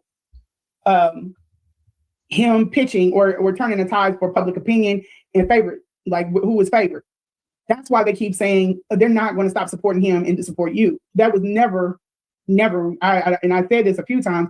You don't need to stop supporting him. I mean, he's going to be there. He's not going to be there. I don't give a shit what you do. And not only that, that's just not something that I'm interested in. I follow. Now you don't give a shit what if people support him or not. But wasn't your whole reason for coming out was to stop him from getting support? I don't get it. 1 minute you say you don't give a fuck about Umar, and then next minute while talking about Umar, let's not forget that. Me for what? I don't have the people that are over there are following him for a reason, and I don't present the counter or the opposition to his reasoning. We agree with things up until he comes off the track. So yeah, that wouldn't have made a lot of sense. So I don't know, but people feel like yin and yang, got to pick a side. Even belief wasn't needed. I didn't need supporters. I didn't need none of that stuff. It was the story and the facts offline that'll be able to wrap all that other shit up. Ma'am, in the words of Trey, ma'am, you just said 2 live streams ago that you was going to go to Twitch and build up support and a fan base and come back. Those were literally your words. Oh, wait, she talking about pick a side, but really, there should be no sides to this but right and wrong. Umar wrong as hell for scamming people, talking about he gonna build a school, and that's it. There's no way Umar's right. And she if wrong Umar was right, there would be transparency. And she wrong for coming out lying on this man instead of just admitting that she was a scorned lover. Or just stay the fuck off the internet. You mad, he got a couple yik yucks and blew you off. It ain't worth all this. So yeah, there were people that were saying that I slept with him in the house. I never slept with him in the house. I slept in a chair. When he was there, I was on my way out. And that was just cool with me. There are text messages I posted up. Who said that? And one of her imaginary friends. You wasn't on your way out. He kicked you out. According to you. That's what you told us the first time. Now she making it seem like, oh, she was fed up, and when he came back home, she was already on the way out the door. That's not what you told us the first time. You told us that he came home on 10, upset about you not washing the dishes, and allegedly dropping his mama, and kicked your ass out at 3 a.m. That's what you said the first time. I took my obsession, scorn self, took sex off the table.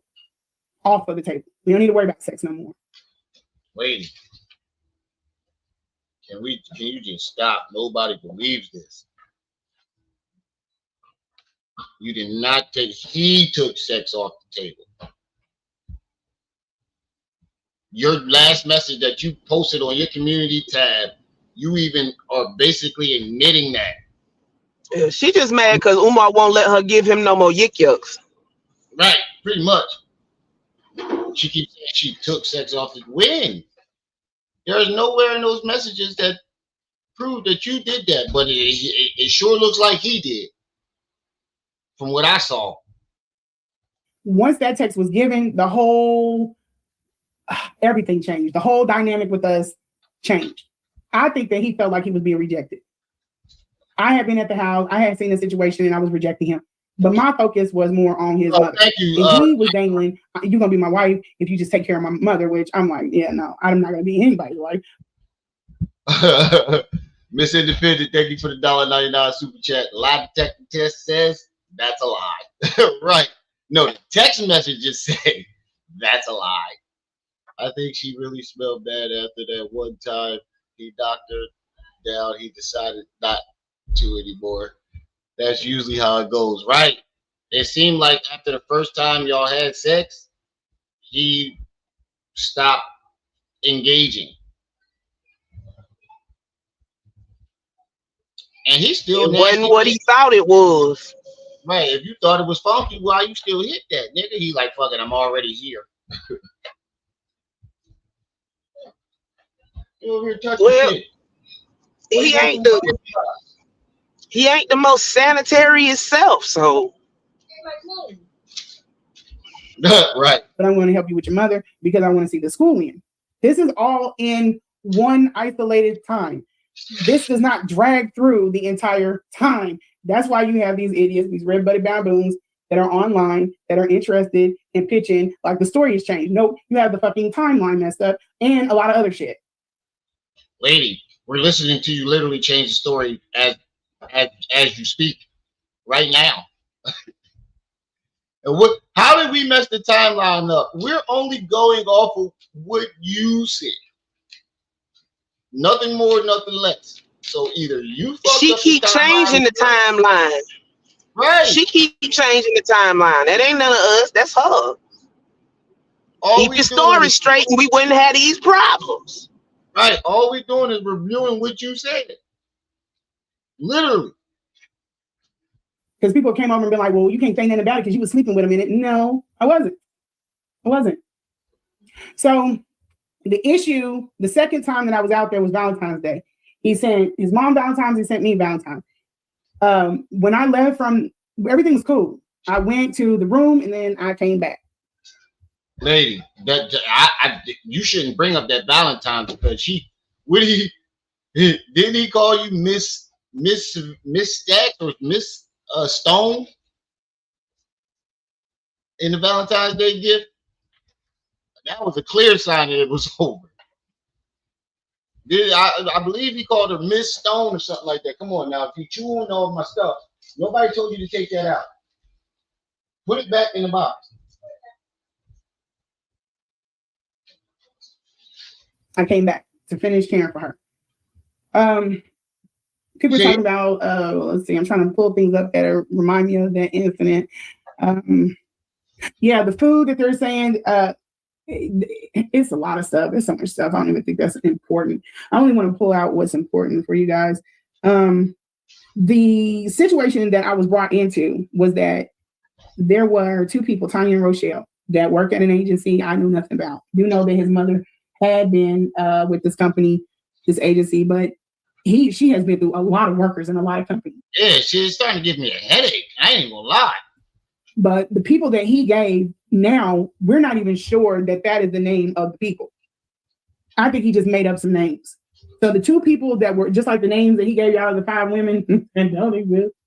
Because you made up this mystery woman that allegedly sold her house and gave all the money to Umar. Ain't nobody that there. I know he got a lot of desperate women out there. Ain't nobody that goddamn desperate. Sell their whole house and just give him all the money. Where the fuck they gonna go? Where they gonna live? it's one of those. I'm wondering why she got left off. And well, I'll get to that later. So the way that this went down was that he was out of town, Africa, and when he came back, there was supposed to be a bunch of stuff that went down with the worker, and then they approached him about his mother, and he got upset and he fired him because that's what he does. He can't have productive dialogue. That sounds like what he did to you. He came back from wherever he was upset, and he fired you. And have her care because you're just gonna cut your nose off. And I ain't even gonna say too much about this because I'm the same type of way. I'll cut my nose off and fight my face. You're not about to talk crazy, do anything weird, any of that. I'll get rid of your ass and I might need you. But I feel like God will send what I need. So and they just brought that up because that's what I was really feeling when he was telling me the story. But that's not what you're doing right now, though. See what I mean? She's talking about I'm done with you. I'll get rid of your ass and then I don't need you. That dog giving Remy hell. Huh? So why the fuck do you want? I said that dog giving you hell. Yeah, I know. You always in something. If you cut people off so easily, then you don't need them. Why the fuck is you on the internet talking about it? That's what we don't get. That's the part that everybody is trying to explain to you. If you don't care about Umar and you don't need him and you don't give a fuck about him, you told your story already. What more needs to be told? So I was like, yeah, I'll help you out. He did present it with a whole bunch of other stuff. Oh my God, y'all. He was really laying it on thick. But the Telegraph play was that when he came up, while we were talking about the car wreck in Atlanta, is because when he came up from Atlanta, this is when he was trying to go out to dinner. He was, basically trying to set me up so that he could ask me for my help. I declined dinner out in public. So if I was trying to be Miss RBG and trying to do all of that, why would I decline dinner in public? The reason was we never talked about how shit would go with me and him out in public. We never talked about any of that. I didn't know how I was going to present it. And wait, well, let me get this straight. You didn't want to be out in dinner in public with him, but you publicly told everybody you gave him a yik yuck. That's a little ass backwards, don't you think? That's very ass backwards. Ooh, somebody get in trouble. That's way ass backwards. You see what I mean? You say Red Mama dog trainer as a hobby if you need help. Oh man, it's dog. Nah, he just mischief. He's still a puppy, so he's still a little mischief. But you denied going out to dinner with him in public, but you told the public that you sucked him off. They did a whole event together. The fuck? Oh man, this shit is diabolical. And also, I had someone, not that I was talking to, but somebody that was interested in me. It just, with the person that I moved on to with known, I needed to make sure that the lines were really, really. Is that the guy in Florida that you said you was going to go give a yik yuck?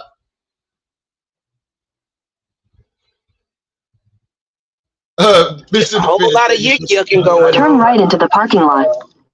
Thank you for the $1.99 super chat. He said, raise your hand if you think she declined the food.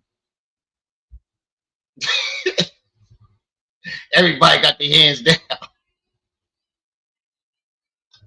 Lady, you actually take your big ass out there. Ain't no big girl like you denying no goddamn food. Shit, I'm skinny as hell and I ain't denying no a woman take me out to dinner. Fucking right up go. Edged out. But remember, I'm scoring, I'm obsessed, and I'm obsessed about him. So why would I not want to go out in front of all these bitches and show them?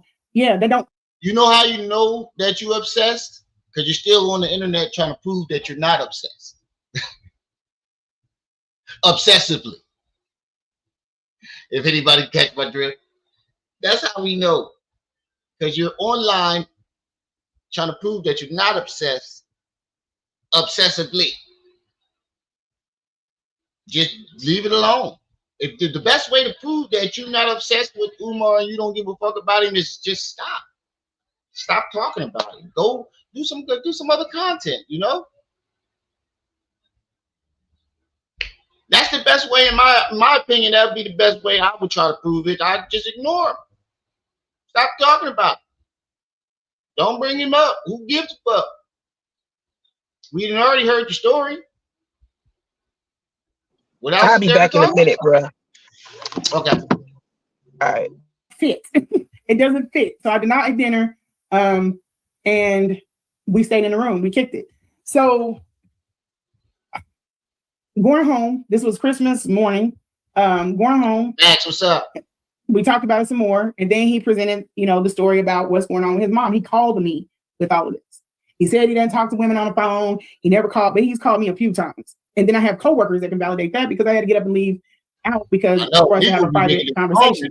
And then also, of course, the call out already been posted. So, yeah, he needed help. I was there. You know what I'm saying? Yeah, I don't know if I would want to go to dinner with her smacking and farting and smacking. No ulterior motive. I'm her now. I'm close. I'm in. I'm the one. None of that shit. You got to understand, and this is why we started YouTube, show you guys what my life is like, so you can see who I'm by. Status and all that other shit is not important. Like they're trying to make it out like I just never meet anybody that's known or be around people that's known. Hell, I could be related to somebody that's known. Y'all don't know that, but you're thinking that. God. Now she related to somebody that's known too, y'all. She be around celebrities all the time. She got cousins that's celebrities, and she just be doing her thing, you know? Yeah, family, get those likes up. 57 people in chat, 37 likes, get those likes up. Yeah, she definitely described herself as a jump off. She tried to make him seem like he was a jump off, but while describing herself as one. Especially when she said, I'm going to Florida to suck some more dick. I was what? Whoa, lady. We did not need to know that. Yeah, that was embarrassing. She was smacking and farting, farting and smacking.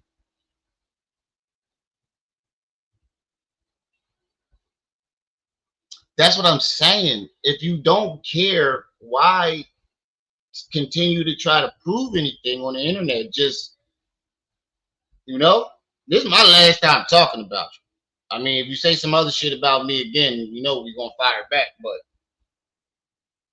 other than that, I have no reason to speak on you anymore. Thank you for the $1.99 super chat. She's behind the bushes. She's the whoa. She says she's the behind the bushes only girl. The nightcap lady. The one you call the lady that you call when the other two chicks that fell through. When your number one and your number two then fell through. At all, in this same way with Umar. I don't tell him anything. He doesn't know who I know. He doesn't know who I'm related to. He doesn't know anything. He just assumes she just out here because she want to live off my name. No, nigga, no. This would not be it. But again, that's why the YouTube is here, so we can wrap this shit up and move on. But you can't wrap this shit up with people covering my content and putting extra bullshit on it. Same. Lady, you fucking lying. I know you fucking lying. Like I said, we stopped talking about you, and then you swung back around, bringing us up, talking shit. Everybody stopped talking about you. Nobody was looking into. See, now you're trying to use us as a way to continue to talk about Umar. Yeah, we definitely not. Yeah, this is my last time talking about you, lady. You're not going to use me as an excuse for you to stalk Umar. Nah. You're not going to use us as your excuse. We didn't put no type of spin on your story. All we did was give our perspective of what you told us. We never told your story. We literally played the video of you telling your story and giving our perspective or our reaction. Whether we believe it or not, that's just our opinion. Nobody added anything to your story. Now, you're right now, and in this story, you just added a bunch of shit to your story. Jada, what's up? Sasha Love, what's up? Like I had Brother Knowledge on here, they had shit to say about him. Like, shut the fuck up already. But anyway, let's move on. We didn't say shit about, but what we did, we didn't say nothing bad about him. She was just like, that's an old boy that's been around for a while that grew up with Umar. That's all that was said. And I said I played his video the first time or on one of my interviews with Lanae. That's it. Nobody said nothing bad about Brother Knowledge, whoever the dude name is. I don't know him to say anything bad about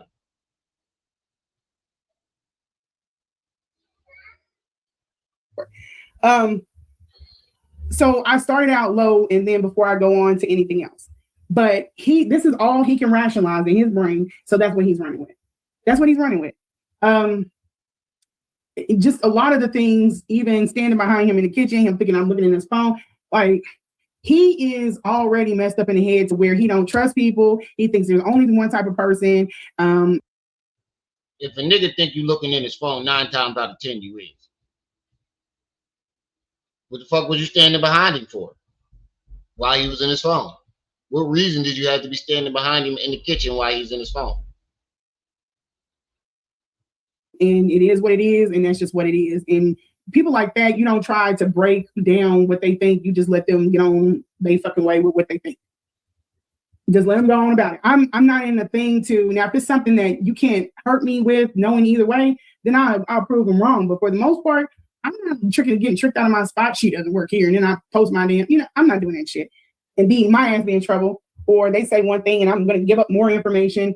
Yeah, that stuff is not happening. But coming out, let's get to that. So no, I've never heard of that. He kicked her out. He kicked her out. But he turned around and asked me to come back out. And I said, yeah, I'll do it. I'll keep her. Me and him could have gotten a knockdown, drag out fight at that point. Yeah, this is sped up. And it still seems slow as shit, don't it? It feels like it's taking her forever to get to the fucking point. Yes, I sped it up. It is taking forever. Yeah, this is fucking painful. I'm really starting to get a migraine listening to this lady. I was feeling about her situation, and I would have been like, yeah, I'll come back. I'll keep her. And I did. And I said that to him. I said, you know what? Yeah, I'll keep her. I'll keep her. You don't have to pay me. I'll keep her. Because I had already gotten an emotional, not even an emotional attachment. I just was fond of her. And I knew the situation was bad. And I felt like maybe Easy does it. Maybe he's one of them people that are just fucking nasty and belligerent, but, more sugar than vinegar. You know what I mean? Until it just got to the point I was like, yeah, you a hateful son of a bitch. Okay, this is where we need to leave it. But as we were going through, I came back from Philly the way that I came back, I was livid. I was fucking livid. My son picked me up from the airport. You can't excuse that. I said, okay, all right. I felt like I had tried to help somebody and they just did me in. So he's the victim right now because somebody came out. What did you help him with though? You say you keep trying to say you tried to help him. I'm sexually, you did, but when it came to the school and stuff, you said he wouldn't even talk to you about it. He doesn't talk to anybody about this goddamn school. So if he ain't taking help from nobody else that actually was volunteering materials and land, what made you think that you was going to be able to do? And they told his business. But he's not even considering, nor does he care about how he did that shit with that flight. And it wasn't me. It's just completely disregarded. And so I said, okay, all right, bet. And then when I threw all of the stuff out there, I still tried to talk to the dude. And I was like, this is all that's going on. I tried to call a few times. He didn't want to take no calls. I said, okay, bet. So then I sent this long ass text message. Long text message. And then it was like having a meltdown. I was like, what? Piece of work, bro. Where was this ego? I'm about to fall the fuck to sleep on it. Oh shit. Yeah. Whatever she said. I'm about to fall asleep listening to this shit. Arrogance when you needed the help.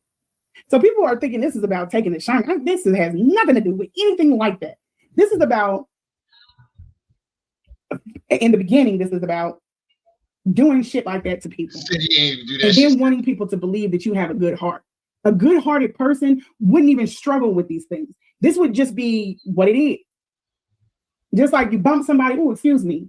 Or you could be a hateful motherfucker, bump somebody and be like, yeah, I did it. Which one's going to piss you off? So when he came back after all of that, I thought possibly that was his olive branch. But it wasn't. It wasn't. And I said, yeah, I'll come back after. I'll keep praying. But me and you going to have to have a talk. All the times I had left fucked up and you try to reset, not because you're trying to keep him, but that's when his ego, that's what that tells him. Oh, she's trying to get back in the good graces of the prince. No. I'm trying to do you a solid, even though you still trying to fuck over somebody. Because I know you need this solid. I'm trying to get smaller and smaller and smaller so his ego can live. Because I'm used to being with people like him and it doesn't bother me as much as it bothers other people. Where most people would be like, go fuck yourself. I would, if there was something in that space that was of value. And at that time, I really saw that school was, it was a value. Never told him about me wanting to use the school as an exemplar. I just felt like, this would be a good thing. But at any rate, I go back out, or I didn't go back out. I was trying to get us back to where we were. He was being evil, mean, and and cold-hearted. And I was trying to get us back to where we were. Not back to, and I was like, well, he always responds to the sexual stuff. So I hit him with the sexual stuff. He responds. But my ass, not knowing, this is why you keep your niggas with you and on when you are doing and you dealing with men like this, because they can see through it. He's building stuff for a showcase, and I'm building stuff to maintain a friendship. That really wasn't even a friendship at all. He's thinking he is doing what Corey Holcomb said. He is fucking with a lane. Somebody that's thirsty. Oh no, Jessica, we reached our goal. What's the name? Jennifer sent it. We did reach our goal. I just now see your thing. That's why you ain't seen me put it in the chat no more. But yeah, this is fucking boring. I am for that space. If you would have told me I don't value your friendship, I don't really care, I'd be like, okay, deuces. But I think a part of him knew that, because he never was like, oh, I'm done with you and you too much of a headache, or anything he had to say. Anything he had to say, he never said anything like that. Good question. BHIS 980. That's a very good question. I don't think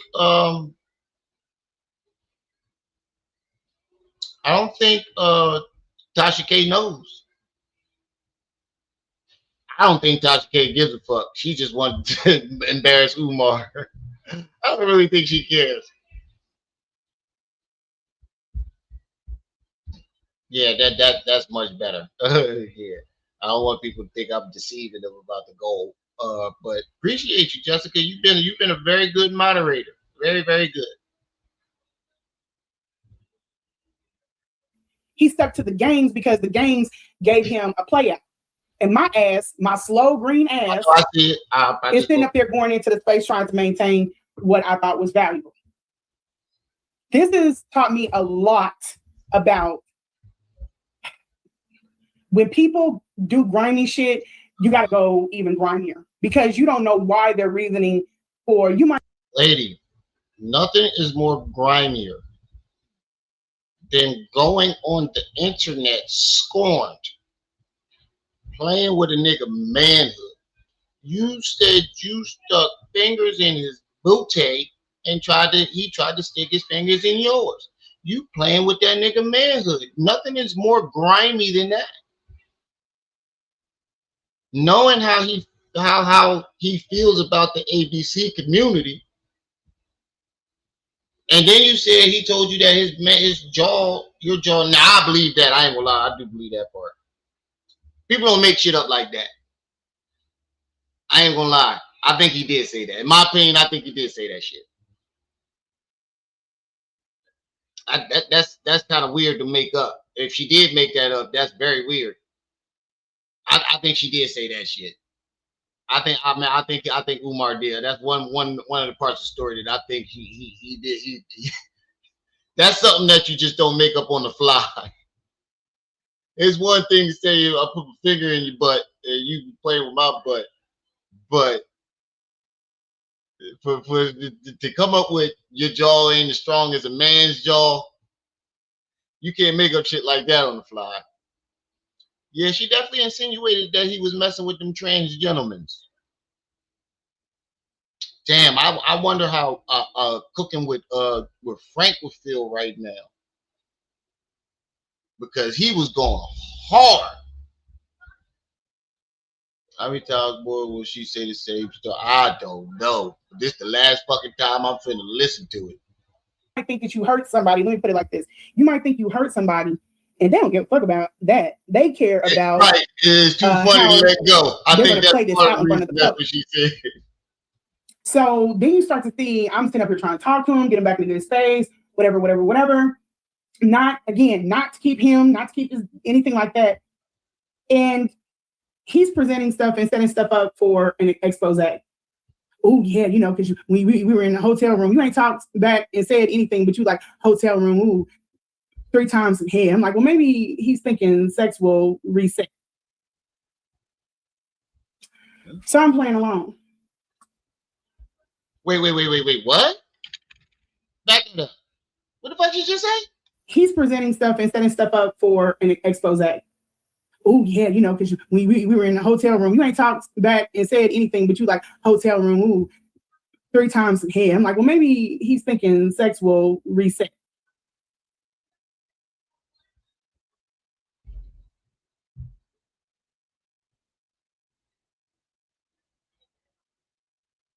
Lady, just stop, please. Just, I'm begging you, just stop. From the text messages that we did, all the world and seen, that nigga was never trying to have any more sex with you after that. Just please.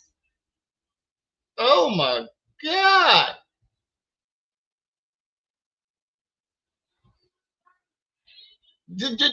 Right, just stop. We seen the text messages, lady. He obviously didn't want to have sex with you no more after that first time. He obviously did not want to have sex with you after that first time. Just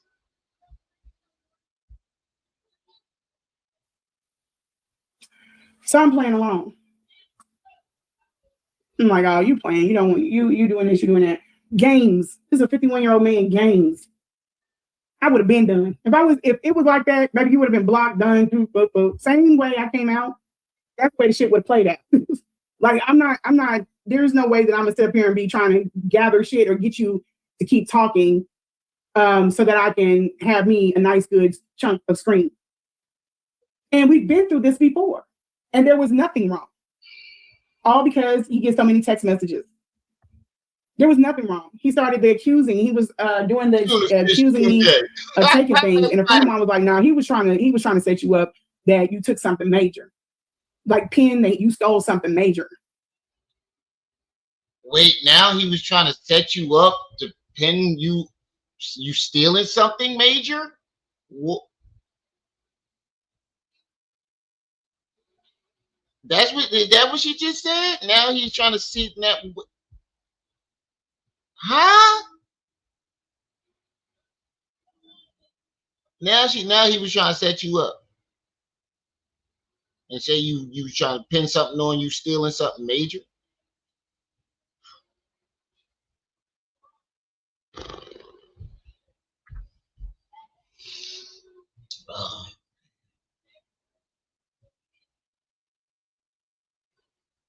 This is diabolical.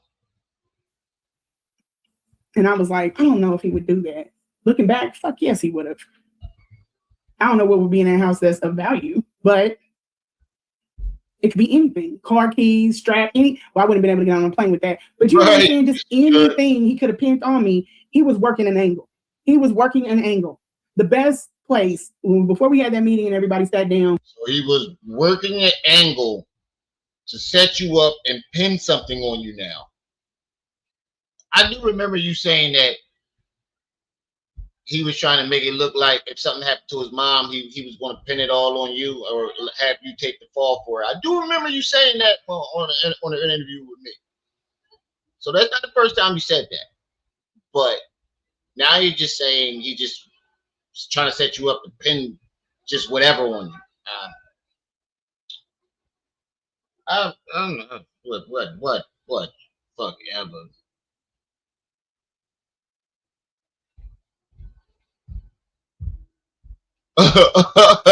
Roast beef, you diabolical. Maybe Lanae could be hired as an infection control school nurse at FDMG. That's diabolical. To come out with this, the best way to fight this was public. Public, baby. Public. There was no other way. Roast beef, you diabolical. I'm not even on that time. People are like, well, how do you get conned? How do you do this? And I don't blame anybody. Because when your mind is not on that shit, because you don't sit around and hang out with con artists, so you're not on your toes. You working and moving around with people that are on a level of integrity. You know, and it goes up with age too. And I know there's some women out there have dated me and have been like in certain age range and be like, not you doing this shit. This is what little young niggas do. What are you doing?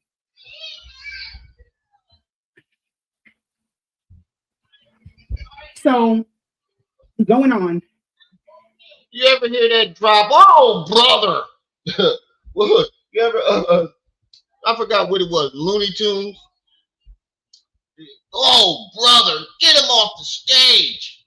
You ever see that John Daffy Duck was doing a little thing with Bugs Bunny? He got the cane and he yanked him by his neck off the stage. That's what I want to do right now. Oh, brother. You yank her ass off the stage. I was asking questions. I said, let me look. You know, I don't even know how I got there, but I started investigating. And I was like, I'm going to just watch watch it. I'm trying to watch all the way through. Maybe it's something, you know, that I'm seeing. I'm not seeing. And sure enough, lo and behold, he said Piggy Smalls is the illest. What? Yeah, that's his name. Where's Mr. Sandman when you need him? No, where's Kanye? Get these motherfuckers off the stage. Where's Kanye when you need him? I'm sorry, I don't mean to interrupt, Miss Lanae. Your story is very powerful, but Beyonce had the best video of all time. This stuff is seeming a little, and then I'm hearing stuff from Pat. I'm like, what? Oh, man. And then I look at some old stuff and I'm like, oh, shit. Oh, shit. Yeah, she just ran. And you know, then the moment where I started seeing everything and it's coming through. And I'm sending it to him and I'm asking and everything, and there's no response. There's no response. This is before he started setting me up for the screenshot, the expose. So when I tell y'all this shit would have made it up there either way it went, that's what it was. He was already on this. He was gathering for an ex parte. He may have knew that he was going to ask me to take care of his mother back when he first met me from the event. So now he was trying to set you up to take the fall for something now. Okay. I don't know about y'all, but I had enough. I'm sorry. I'm going to have to cut this one a little early today. My head is pounding. And I gotta get to my daughter's birthday party. Don't forget it's her birthday. So I'll be back tomorrow. I can't listen to this shit no more. You're killing me. You're killing me, Smalls. You're killing me. This is some bullshit. She's just rambling. Now she's trying to say Umar is trying to set her up to take the fall for something now. What the fuck? Lady, if you don't go ahead somewhere with that. Thank you for the birthday wishes. Yeah, I'm gonna get to my daughter's finish setting up this party. I'll hear them setting up. So shout out to the chat, shout out to everybody that stopped by. Thank y'all all for the birthday wishes. Like I say every time, it's y'all who make these lives lit. Don't forget to like, share, subscribe, hit that notification bell, blah, blah, blah, blase, blah. Y'all know the routine. I'm going to see y'all when I see y'all. Until then, peace. God damn it, Lanae, you gave me a headache.